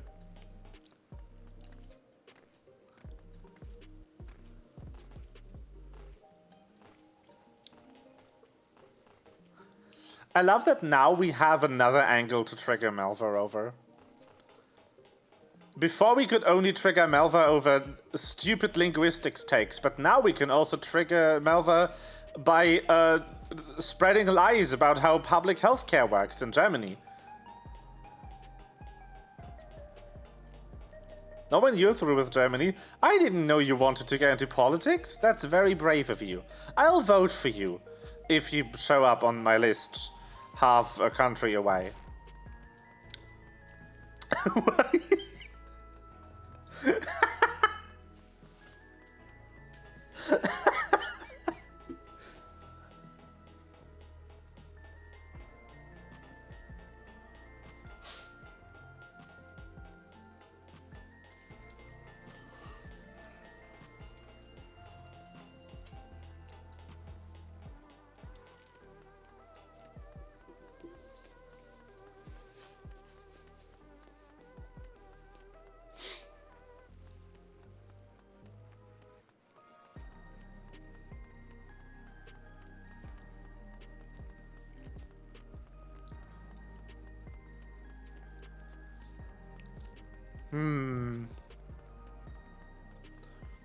But yeah, bruh. You know what really sucks?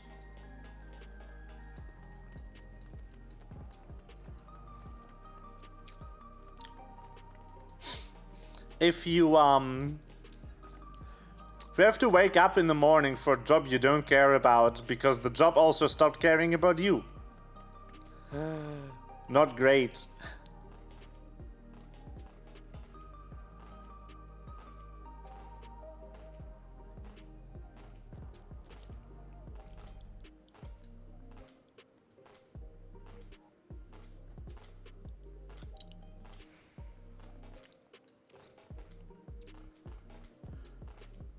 Phomophobia? Is that a Phasmo sequel?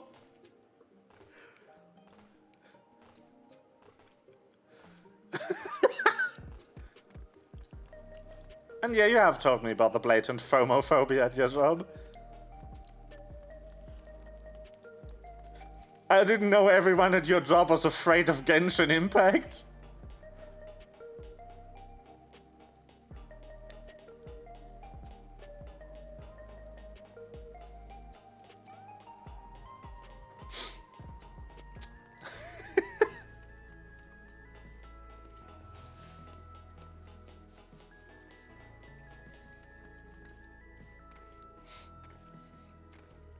Team Rainbow, huh?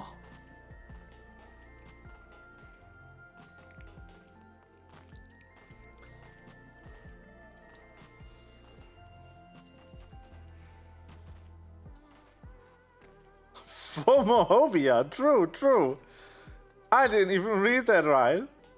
Phomophobia.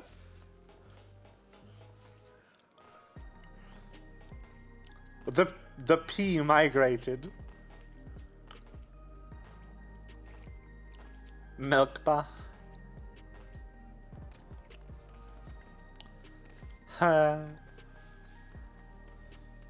team is unofficially called Team Rainbow. How? Why?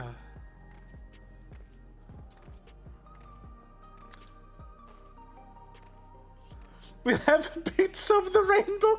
It is black and white. Amazing.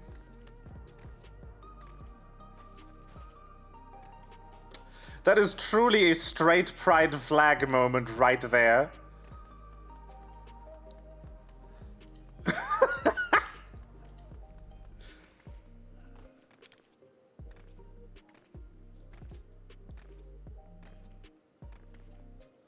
Holy shit.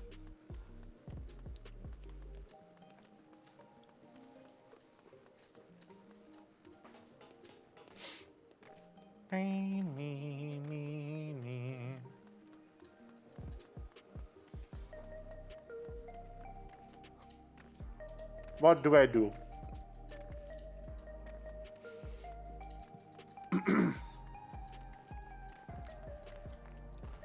Huh?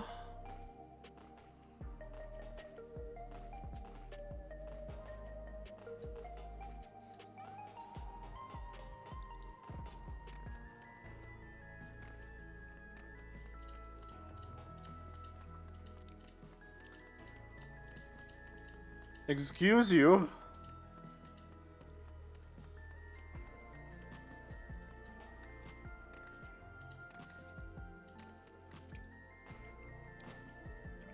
Just send back all of them. Fuck it. I don't know what I want to do. I'm gonna play some Mahjong. While I figure out what to do. Are you ready for gaming?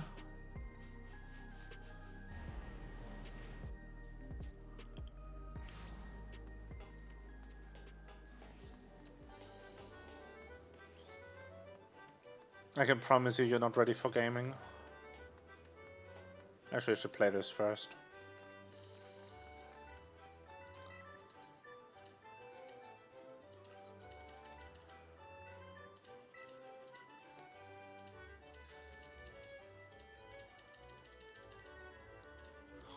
Wow. The first person I meet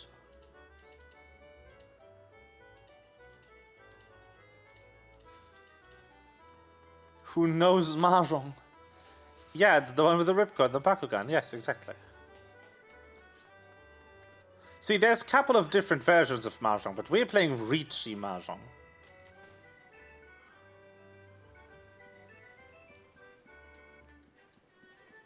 Playing it over there.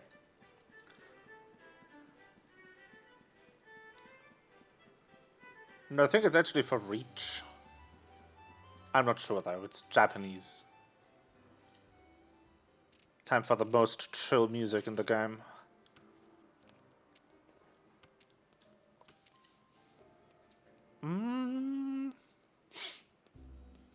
The 7 isn't bad. What do I have?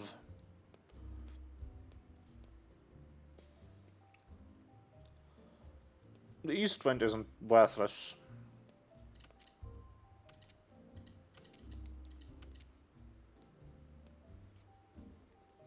They could do something with that. It's 2 pair though. Let's drop the 1. No.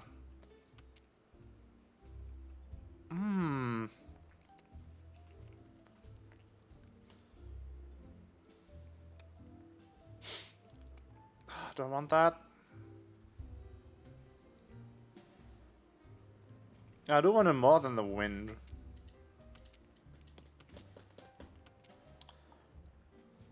Yeah. Our 6 would be really good right now. Yeah, this Dragon Tail's already out. No.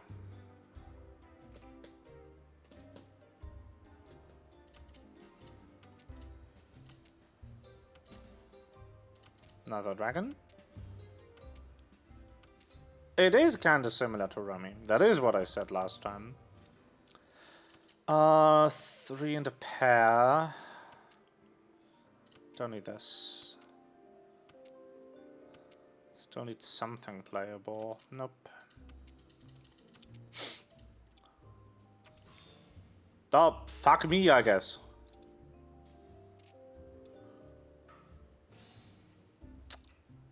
Mint? Suck.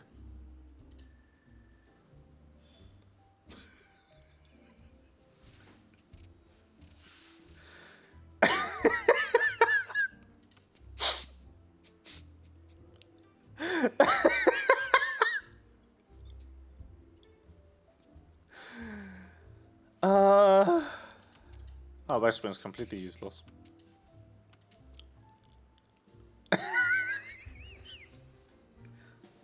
Joke's on you, I don't have kidneys.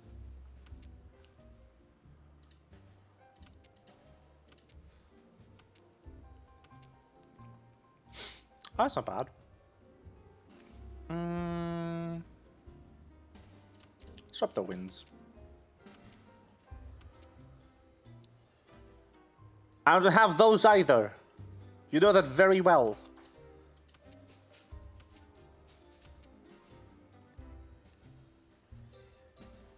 Oh, it's annoying, but I can deal with it. Oh, no, I cannot deal with it. Uh-oh. Ooh. I don't want this tile.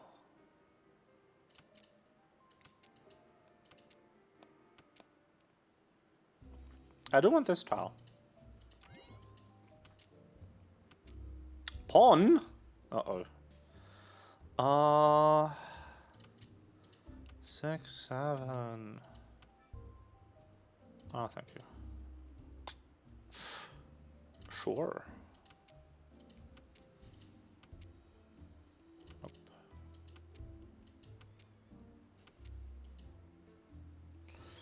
2, 3, 4, 4, 5, 6, yes. 4, 5, 6, 7, 7. Yeah.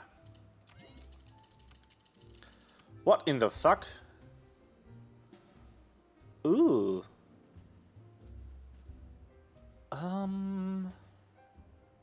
Do I want that? Not really.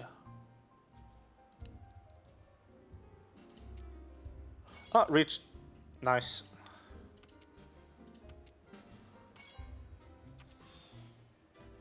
What in the shit? Get fucked.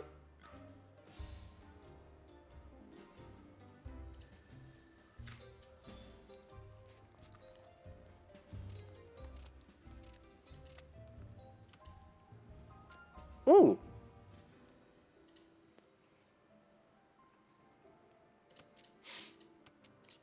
And 2 free discards. How lovely.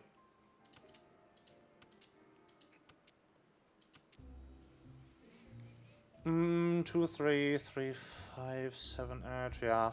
It's okay.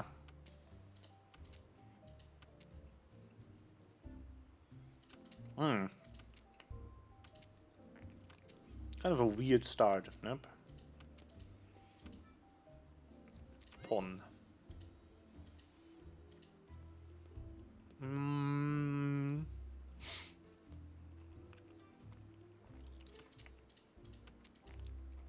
Dropping the 9, I think. 8.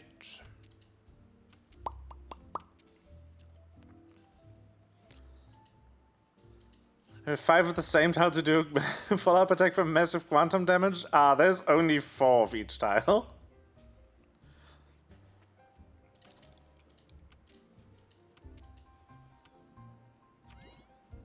Pawn. Oh, 6. Cute. Keeping this.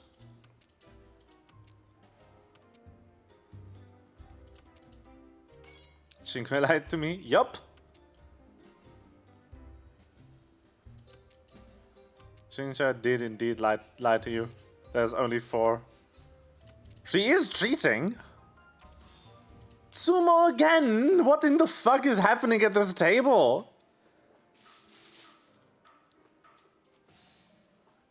Fuck you! What you for Han? Bitch ass! I'm so mad. Oh, 2 dragons.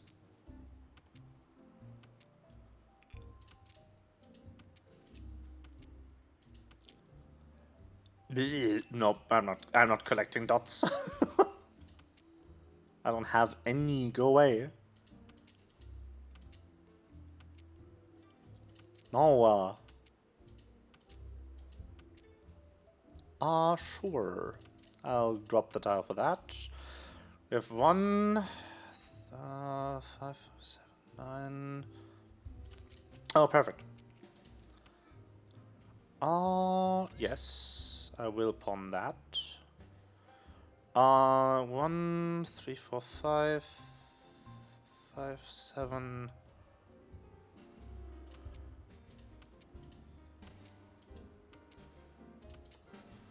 I'm not very specifically waiting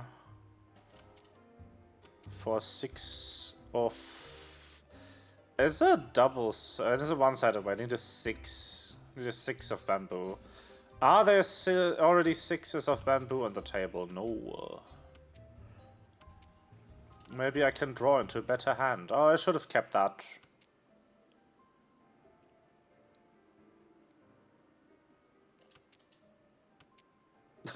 Okay. Enjoy the horizontal plane of existence. I should have kept that. Oh. Oh. Now. Of what I need to win. Okay. Wild.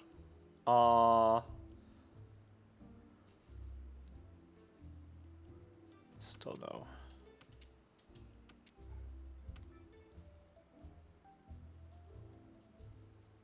Still no.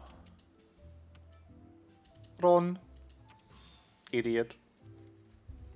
Get fucked.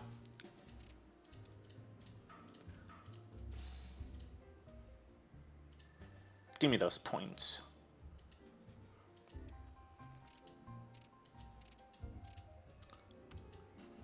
High octane Mojang. I love how nobody in chats understands what the fuck I'm doing. It's the best part about this, to be honest.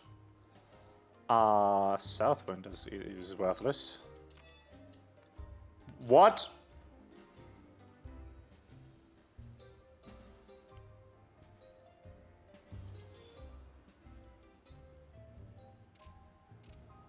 What?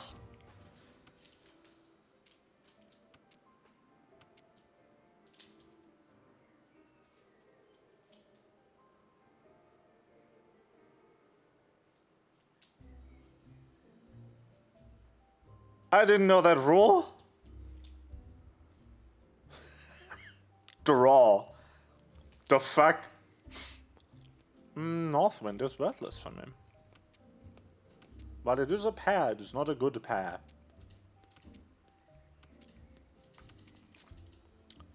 Westwind is worth something, but not on its own.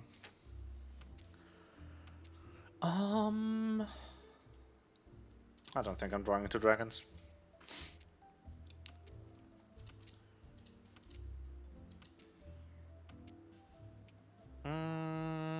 Let's get rid of some useless terminals. That's good. 1, 2, 5, 7, 9. 7, 8, 2, 4, 6. It's all kind of shit. I'm dropping this.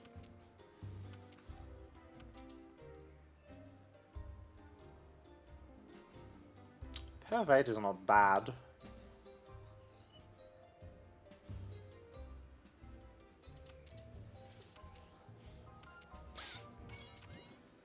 That's not what I meant to click. That's bad. I shouldn't have done that.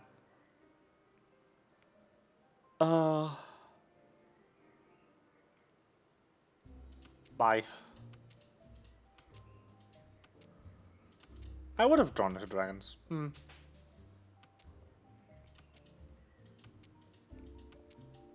Oh, this is the last white dragon. That's funny.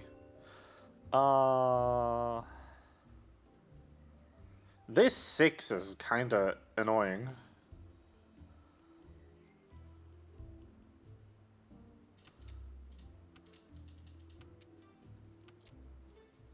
Oh, nice. Finally, another triplet. No.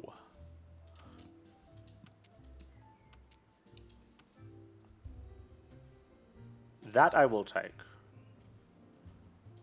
2, 3, 4. You can have the 9. I'm waiting for a 5 or a... no. I'm waiting for a 5 or an 8 of characters. And then I just win.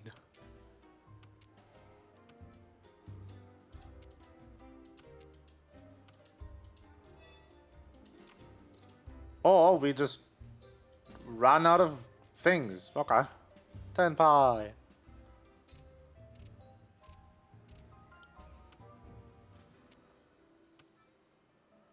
Lamau. No, thank you. So both good. But also, yeah. No way I'll get them.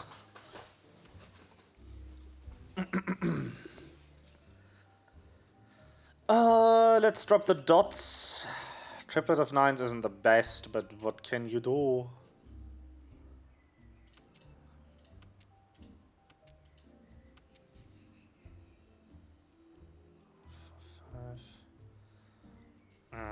So annoying.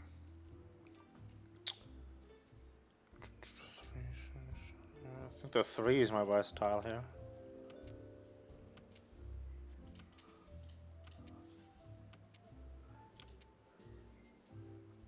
Two 7s. I guess I'm dropping the 2 then.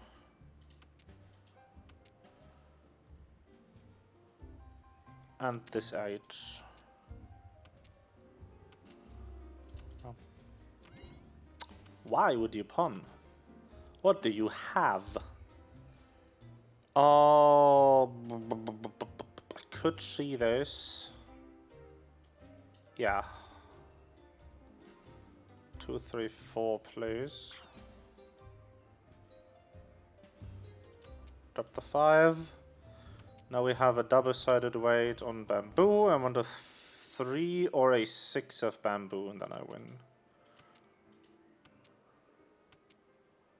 I appear to be in Furitin. How the fuck?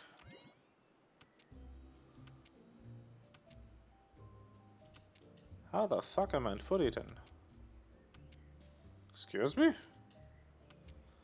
I don't think I have a winning hand. Oops. I shouldn't have opened. Yeah, I have terminals. Oops. Ah. Sure.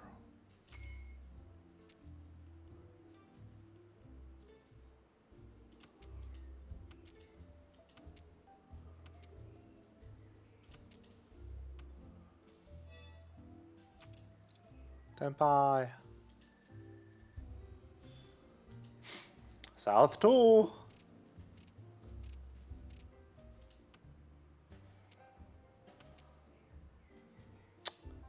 Well.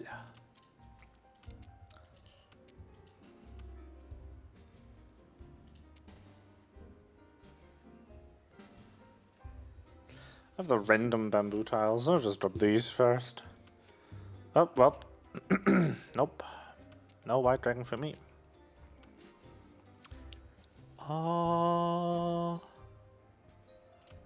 That's not a bad tile to have.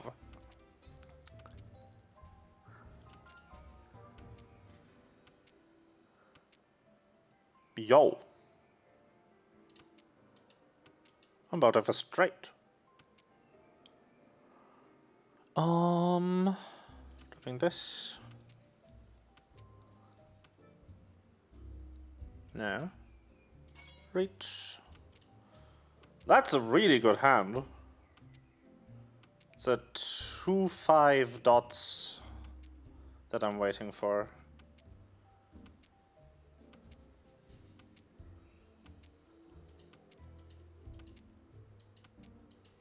Not too bad.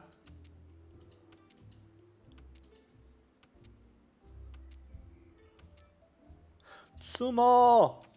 Yo! I drew into it too, that's crazy.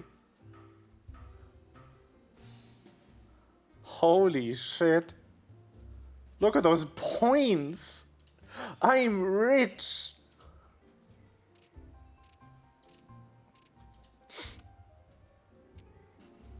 If I can kill North, that'd be nice.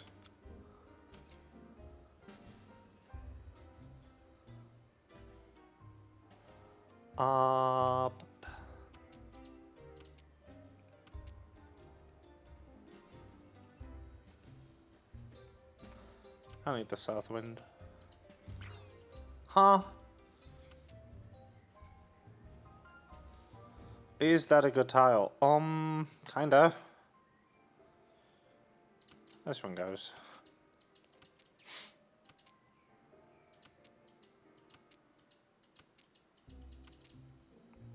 Six. That's not too shabby for keeping this.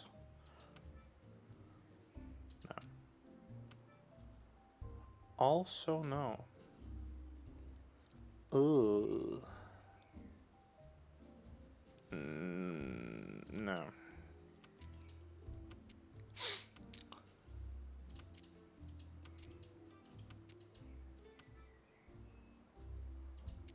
Pass. Okay.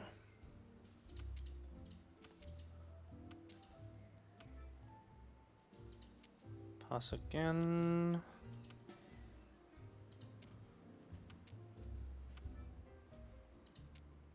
Stop. What?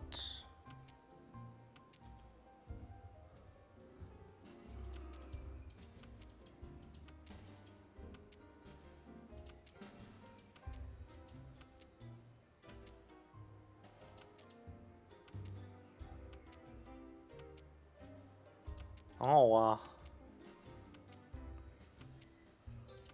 how am I not fucking finding the tile I need? Holy shit!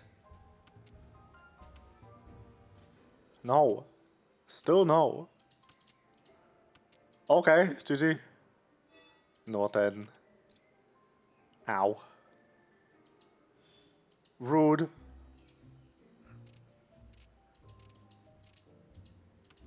south for? Fucking hell.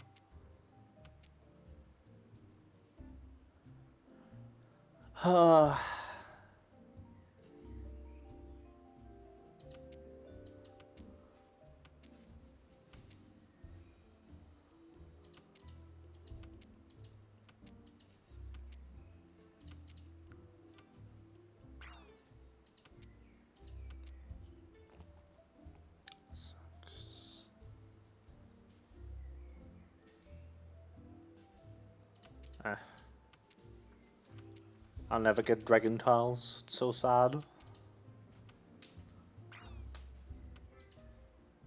Nope. Also no.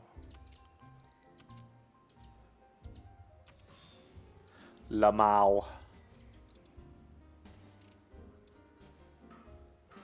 That's crazy. I won. Yippee! Are you proud of me, chat?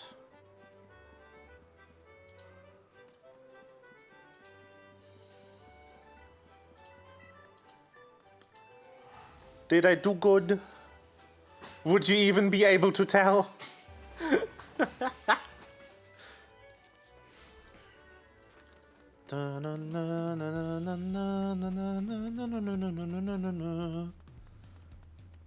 So to quickly give you the rundown of how Mahjong works. You want to have a hand that consists of 4 triplets and a pair. A triplet can either be 3 of the same tile or any 3 ascending tiles.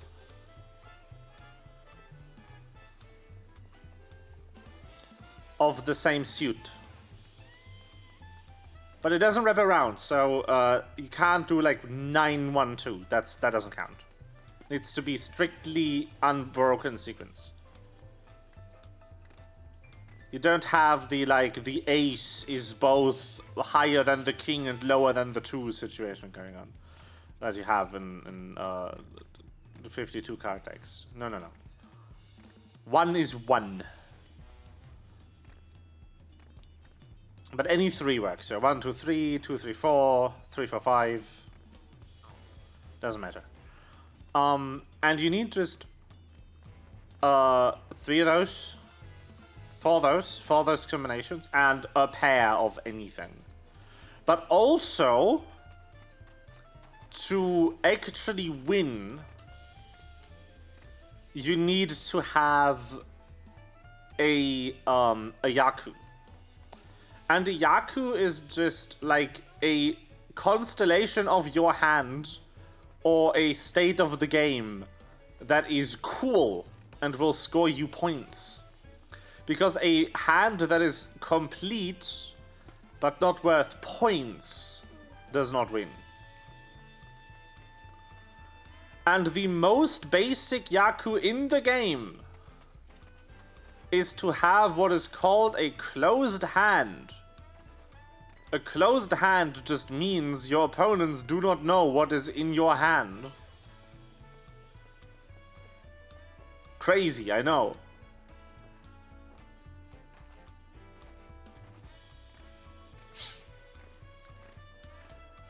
And then there's rules that allow you to take the tiles that you're and then you just kind of take turns. In actual Mahjong, there would be like a wall of tiles that you draw from. That wall is just the counter in the middle in this version. And you just kind of take turns drawing a tile and then discarding a tile from your hand. You might notice that 3 times 4 plus 2 is 14. But you only have 13 tiles in hand. That is because the last tile in your winning hand needs to either be drawn from the wall or stolen from your opponent. But you may only steal a tile from your opponent if the resulting hand you would make would score points. If not, then you're not allowed. You're also not allowed to steal a tile that you yourself discarded. That is called Furitin, and is an illegal move. You're not allowed. Well, no, Furitin is the state of where stealing the tile would be an illegal move. Which is annoying because that means you need to draw into it, which is much harder than stealing it from someone who discards it. But that's kind of the basics. And then there is the rule that allows you to steal a tile that was discarded from any player if it would complete a 3-of-a-kind situation in your hand. And that is called pawn. The act of stealing the final tile to win the hand is called Khan. And then if the player who goes before you in turn order discards a tile that would allow you to complete a sequence of like 3 in a row, that is called Chi, and you're also allowed to steal that tile. But stealing any tile with pawn or Chi will open your hand, so you lose that intrinsic point value. So you need to make any of the other Yaku if you have stolen anything but your last tile. And then there's the bonus rule of if you are 1 tile away from completing and your hand is closed, you can call Richi, which is where the name of the game comes from, and you wager 1,000 points on that you will win by discarding tiles until either you draw the last tile you need or someone discards the last tile you need, which is a devious plan. And it's like the main thing. But yeah, everything else in the rulebook is really just different Yaku. That's it. That's how you play the game. You just need to know what things are valuable. Like, having 3 of any of the tiles where the same one exists 4 times. Called honor tiles, like the dragons or the wind shit. Having 3 of those is always a Yaku, even if it's stolen. So it's always a winning hand, even if it's open. And that is like, kind of the only thing you need to remember is like all of the Yaku. And then there's like really difficult Yaku.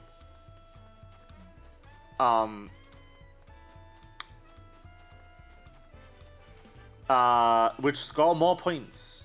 And then there's really, really difficult Yaku, which are so difficult to assemble that they score the maximum points possible to score in 1 round. Those are called Yakuman.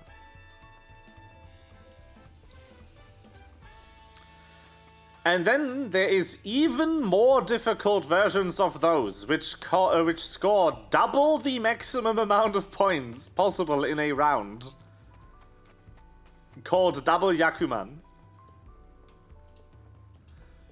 And there's one of those so rare and so difficult that there's a superstition in Japan that if you make it, you die immediately because you used up all of the luck that you will have for the rest of your life.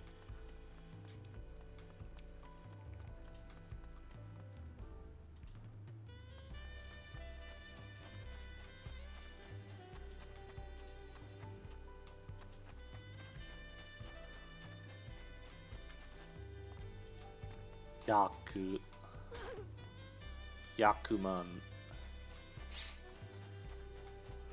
I'm not sure they have the Yakuman in here. Yaku...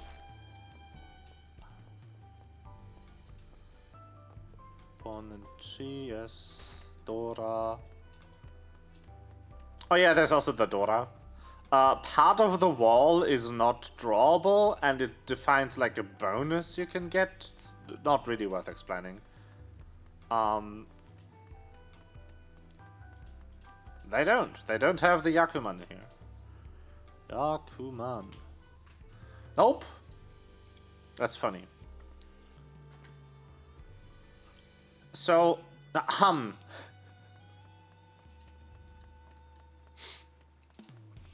let me find the fuck out.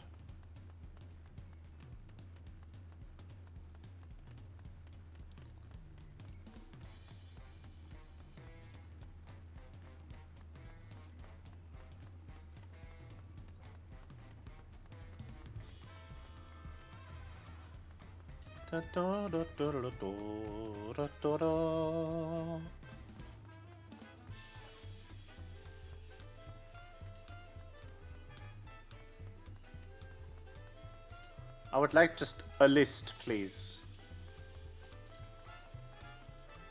List.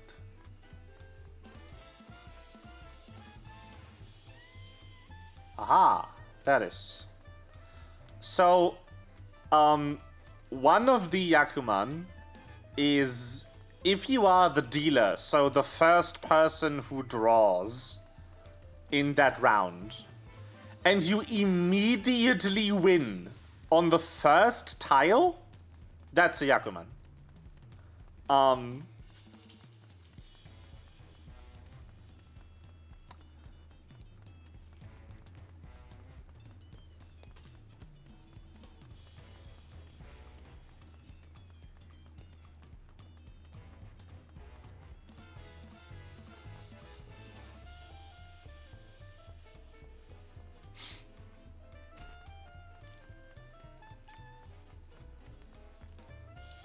Like, you can imagine.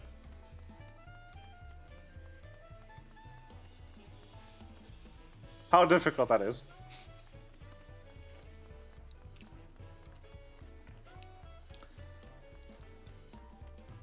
But yeah. Words. Words are hard.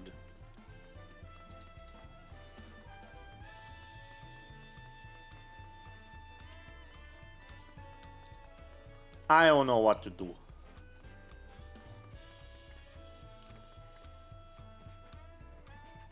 We might be continuing the trend of short streams today.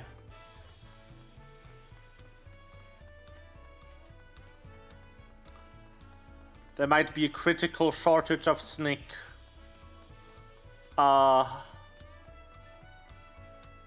Man.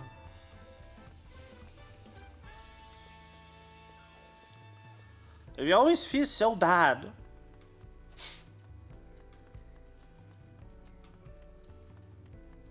I just want to hang with chat, have a good time.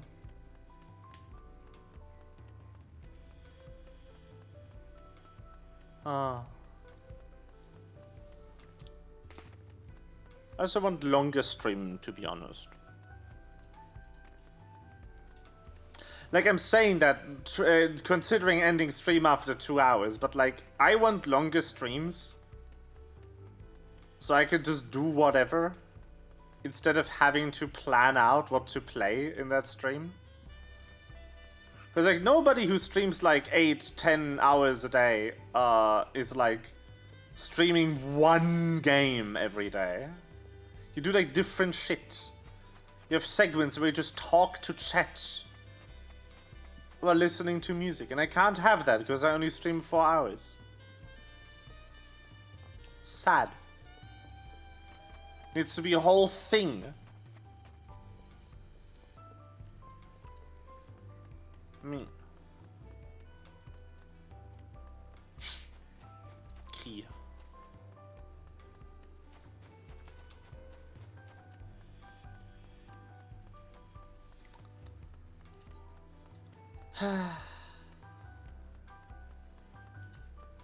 I was honestly hoping I'd get the emote later. Because I was like, hey, I can spend like most of stream farming this emote. I got it immediately, first try. It's a good emote though. But now I have even less reason to go into the content where you get it.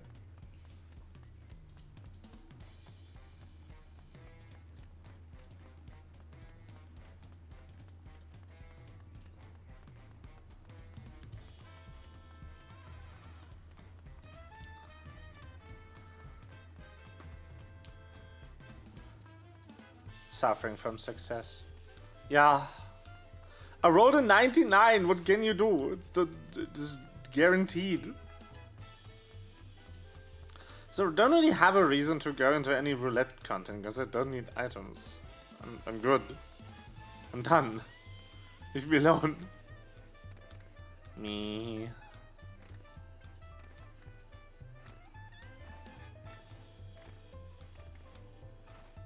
Surely some of these days I will not have a day that sucks.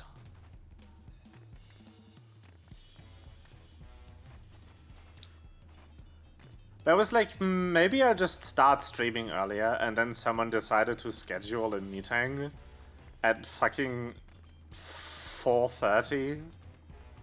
I was like, bitch, what's your problem? Wow.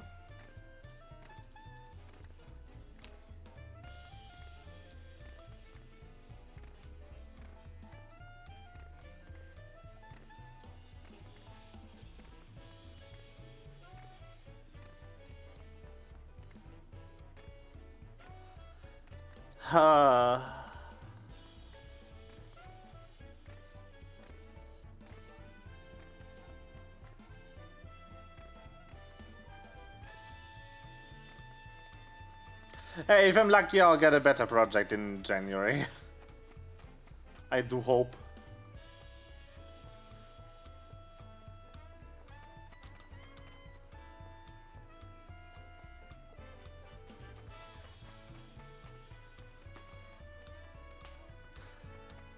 Like, the perfect time, in my opinion, to schedule meetings is between, like, 10 and 2.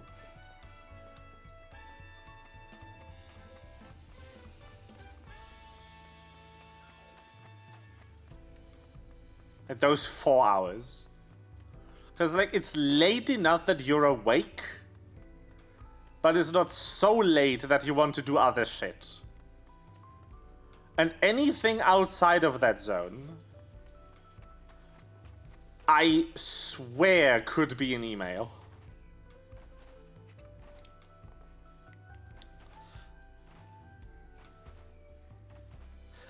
We have a daily meeting at like 8:30 in the morning. And it's the worst meeting.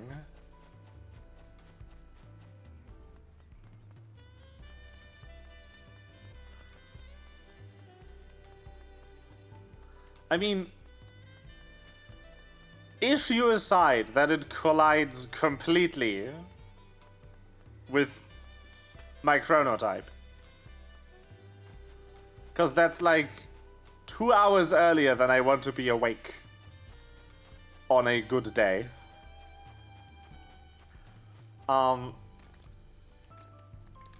There's nothing of value going on in that email, in that meeting. All we do is like, yeah, today I'm gonna do this thing. Like, that's not information that you can fucking look up in the ticket system. You know what I'm doing. You can look at what shit I have open. That's not valuable information. Ugh.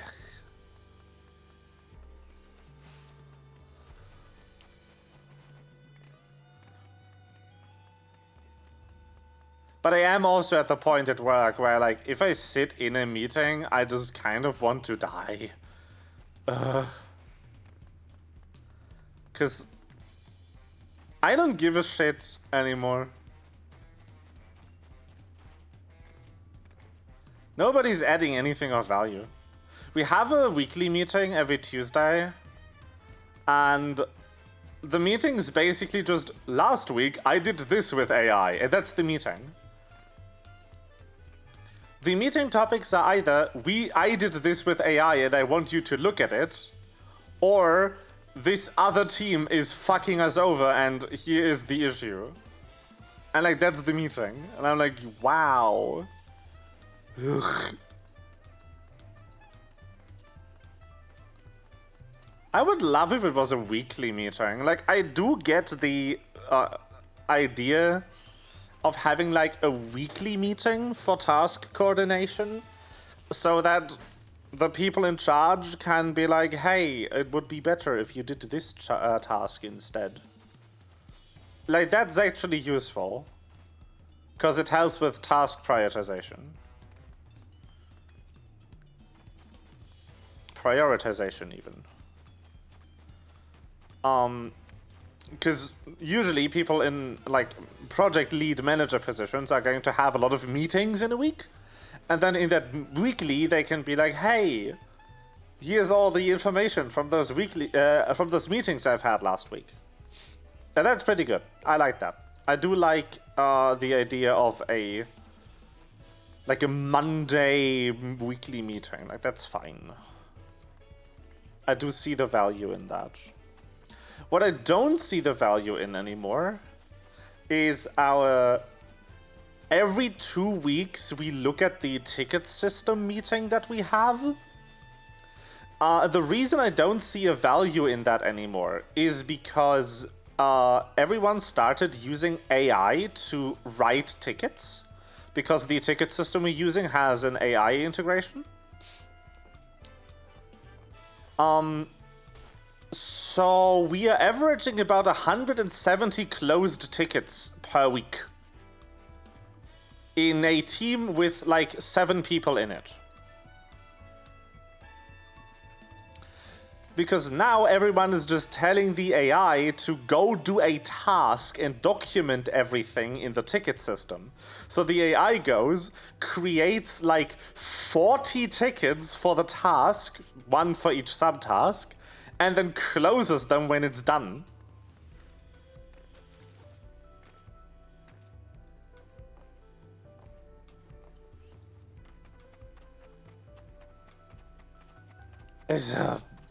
Why? We did actually talk about that last time we had that meeting. And the person leading the meeting was like, does anyone look at this anymore? And I was like, not that I've ever looked at it personally, because I don't need to know what y'all are doing. But no. But now I wouldn't even if I wanted to find that out.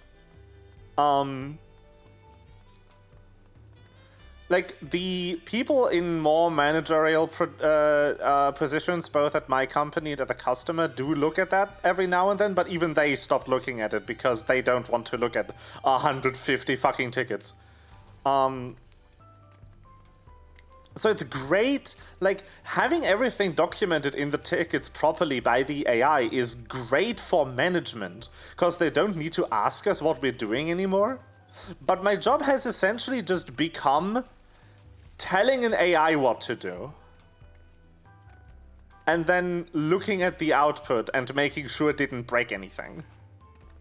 And that's what my work is. I'm being paid 5,000 euros before tax per month for doing that.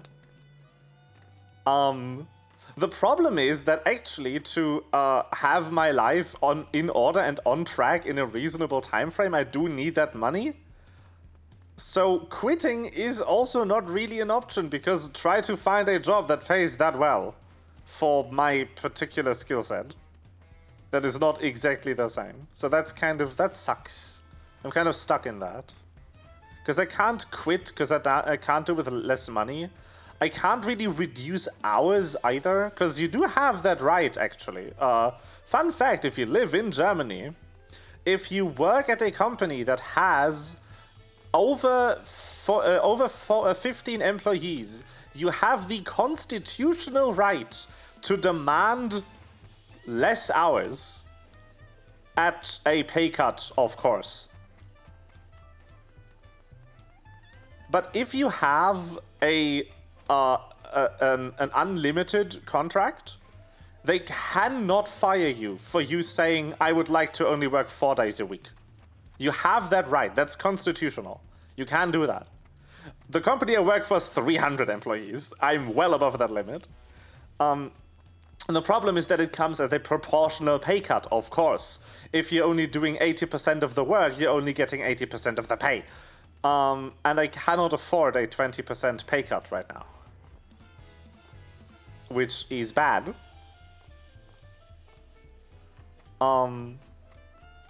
Otherwise, I would consider maybe doing that and using the extra day off to focus on shit that actually matters to me. But I'm also like, I'm in the unfortunate position where I don't really exploit the fact that I don't have a job to do anymore. Because I do spend all day kind of babysitting the AI. I'm pretty sure I'm in a minority there.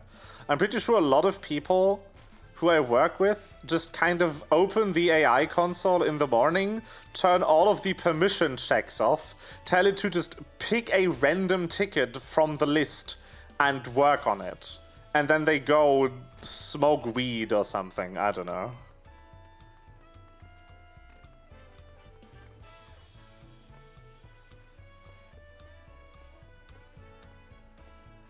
Yeah, it's nice. Like, obviously you shouldn't do this while you're still in your trial period, because then they will fire you.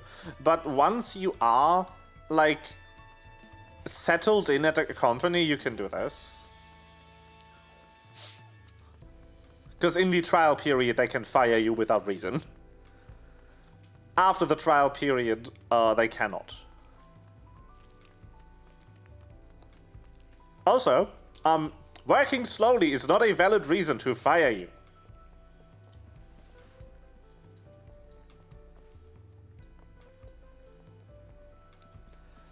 You need to actually either refuse work,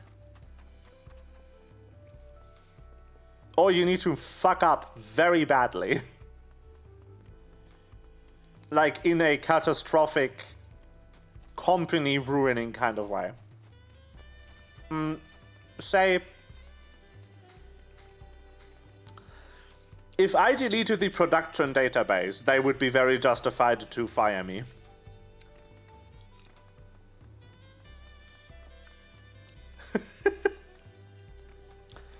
Because if an action I took caused the company to lose a customer, that would obviously be enough damage for them to fire me. But just being a slow worker is not against the law.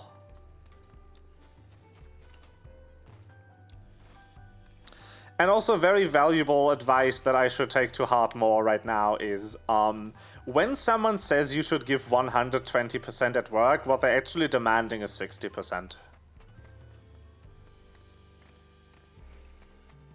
Give your all is manager code for give us like 60% and we're good. And funnily enough, actually, if you only give 60%, you're more likely to be treated well and promoted than if you do give 100%. Because by giving 60% in a way that is like not malicious, you're communicating, I could do more work if you paid me more money. But if you always give actually 100%, then the company you're working for has no reason to give you a raise because you're already giving them 100%, no matter what they pay you. So not giving all of your energy to your job is actually beneficial for your career trajectory. You just need to do it in a way where it communicates like, there is more here if you are willing to pay me more. And not communicating, I don't give enough of a shit to give more than the bare minimum to not get fired. It's a very, very important distinction. It's kind of vibes based, I guess.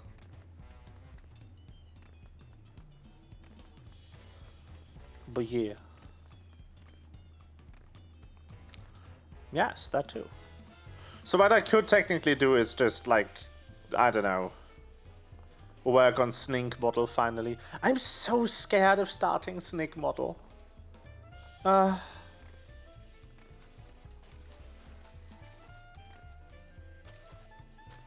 What I'm scared of starting on the snake model is like getting 40 hours into the snake model and then finding out I made like an unrecoverable mistake somewhere and need to start over.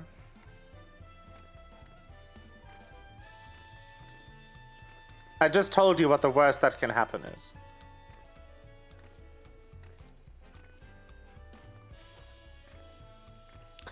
That is the worst that can happen.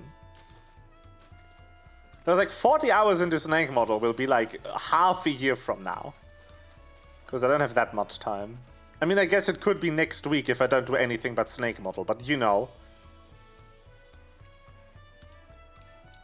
We still don't know if it's working hours anyway. True. True.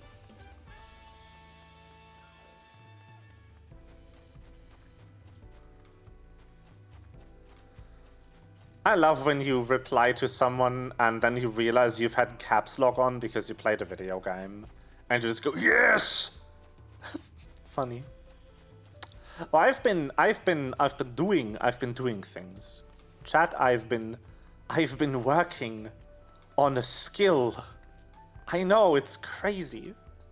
I don't know if it's a good idea to do it right now, but I've been exploring like proper like false fold vocal cord technique, which that is how metal growling works, for instance.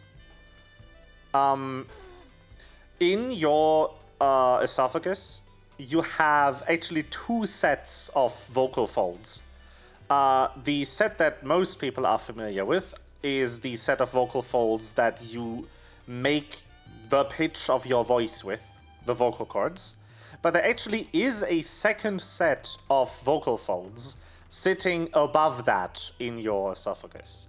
And that is the one that you can engage for this like raspy, growly voice that you hear in metal music a lot, and that is also that you also hear from actors like Alex Brightman when he does like the Beetlejuice voice. That is false fold engagement. And what they are actually for is they sit right above the vocal cords, but below like the closing mechanism in your esophagus for like when you drink or you eat, that doesn't go into your lungs. And you can use those to make sound. And the technique that helped me kind of find where mine are is actually clearing your throat. Because the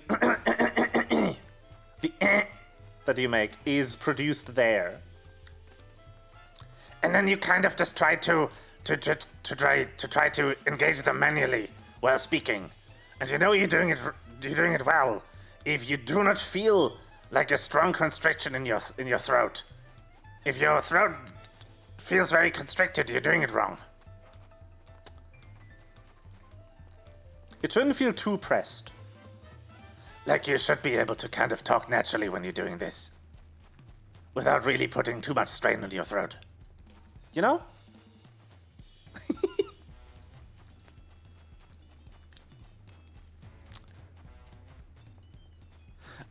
From the like tutorial that I watched, their phrasing was like, you still feel your vocal cords vibrating. I do know what they mean. That's a terrible phrasing. I do like putting it like you don't feel like, because if you're doing it wrong, if you're doing it with the actual vocal cords, you're very constricting your throat. Like you're doing it by constricting airflow, which is not good. Don't do that. That can hurt your vocal cords. And damage to your vocal cords can be permanent if it is severe enough. So please be careful. But yeah, I've been kind of experimenting with that. Because it's fun.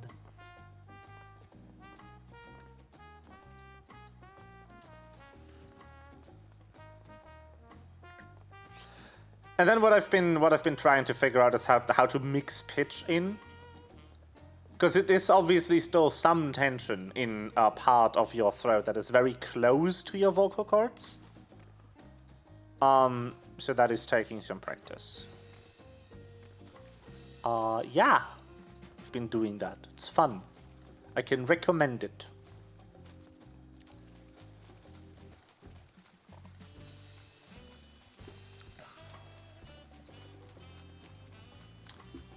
Yeah. And then obviously the biggest challenge is to sing while doing it. Because the way you build pitch is slightly altered when you do it. You need to kind of relearn how to sing in tune while doing it, in my experience. It's very interesting. But you can do it. As once again proven by Alex Brightman, who is a Broadway actor. You can do it. And then some people have real difficulty with it. I've heard that these are sometimes very thingy. Would already be happy to be able to stick with regular voice training, but this is easier because you can do it in the shower.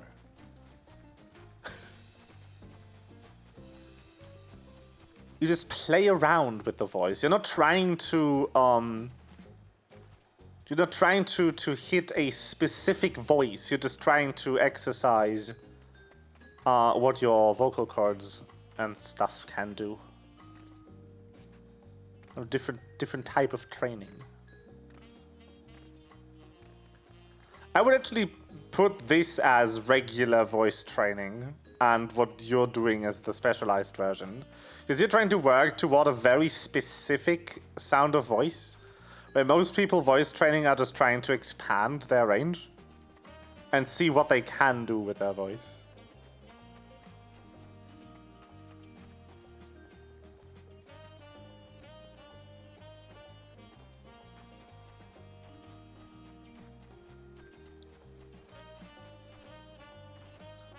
Na, na, na, na. Yeah. But this will come in handy for the voiceover repertoire. Are you excited, chat? Are you? Are you excited, chat?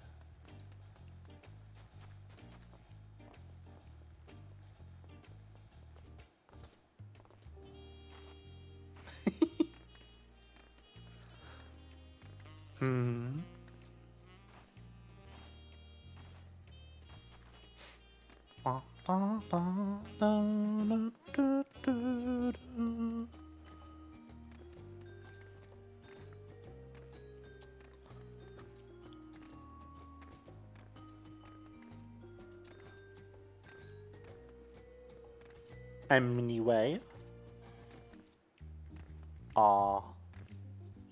I've managed to fill another half hour with yap. Yippee!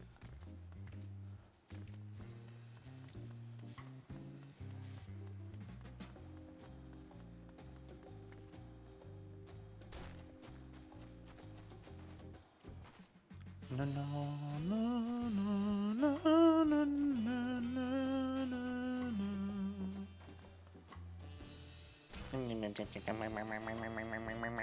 Yep. Yes. Me. But yeah, doing the art is scary. I very much like being prepared when I dive into a project. With programming, that's easy, because you can just spend a couple of weeks looking at shit. But with modeling, it's different. I mean, I guess if I was making something more easy, it would be possible to prepare myself by, like, looking at similar models, but there really isn't. There really isn't a similar model.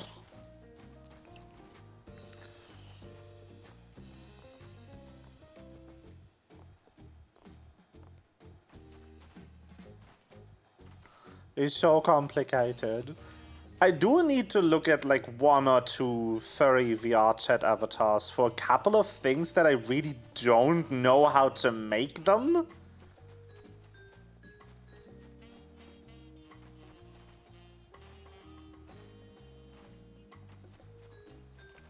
But I think one of them might not be editable. Or very expensive if you want it to be. It's kind of bad.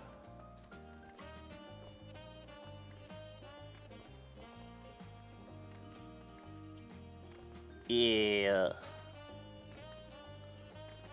Because there's a VR chat avatar for Tors with 4 leggies.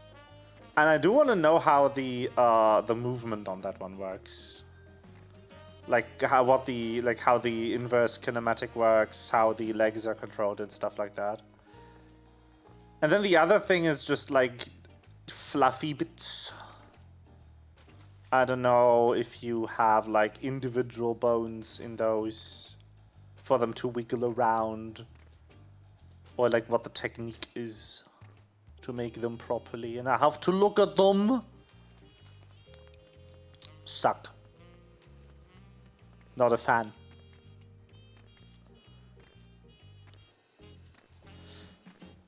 I mean, this game has very good models, but I would need to rip them to look at them.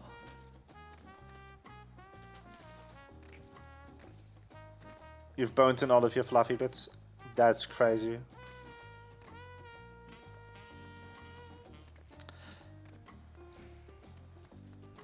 But if you look at models like the ubiquitous Nova Beast, that one has a lot of like long, pointy, fluffy bits that wiggle around. And I do kind of want to know how they made that. And there's a very good chance it's just spring bones in each of them. Like elastic spring bones or something. I don't know.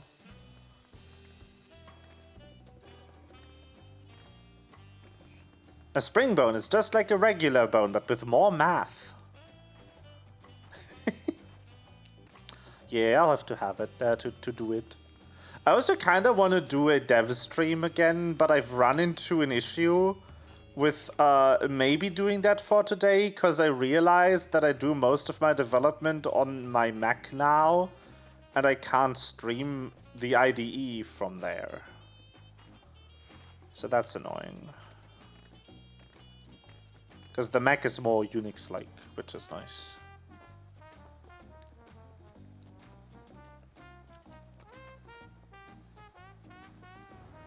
That makes development easier.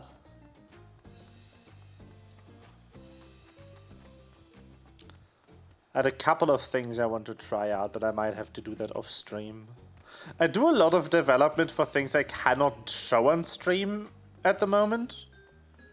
Because it's just internal functioning of a thing I am selling for monies. That I maybe do not want to put public. But then I had something I could have done on stream, at least a bit, and I was like, nope, I can't do the setup right now. I can just show the Foundry browser side of it, and that's the less funny one. The less interesting option. Very sad. Like, you obviously want to see what the code does, but you also want to see me write the code, right? That's what you all come here for.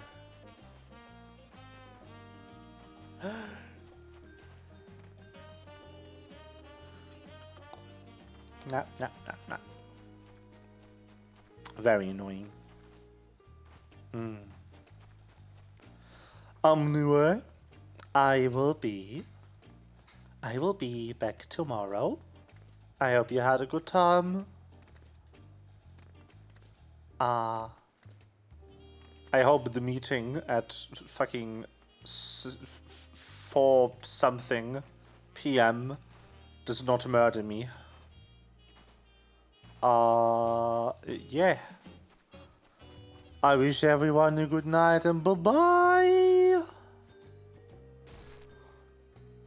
Good eep.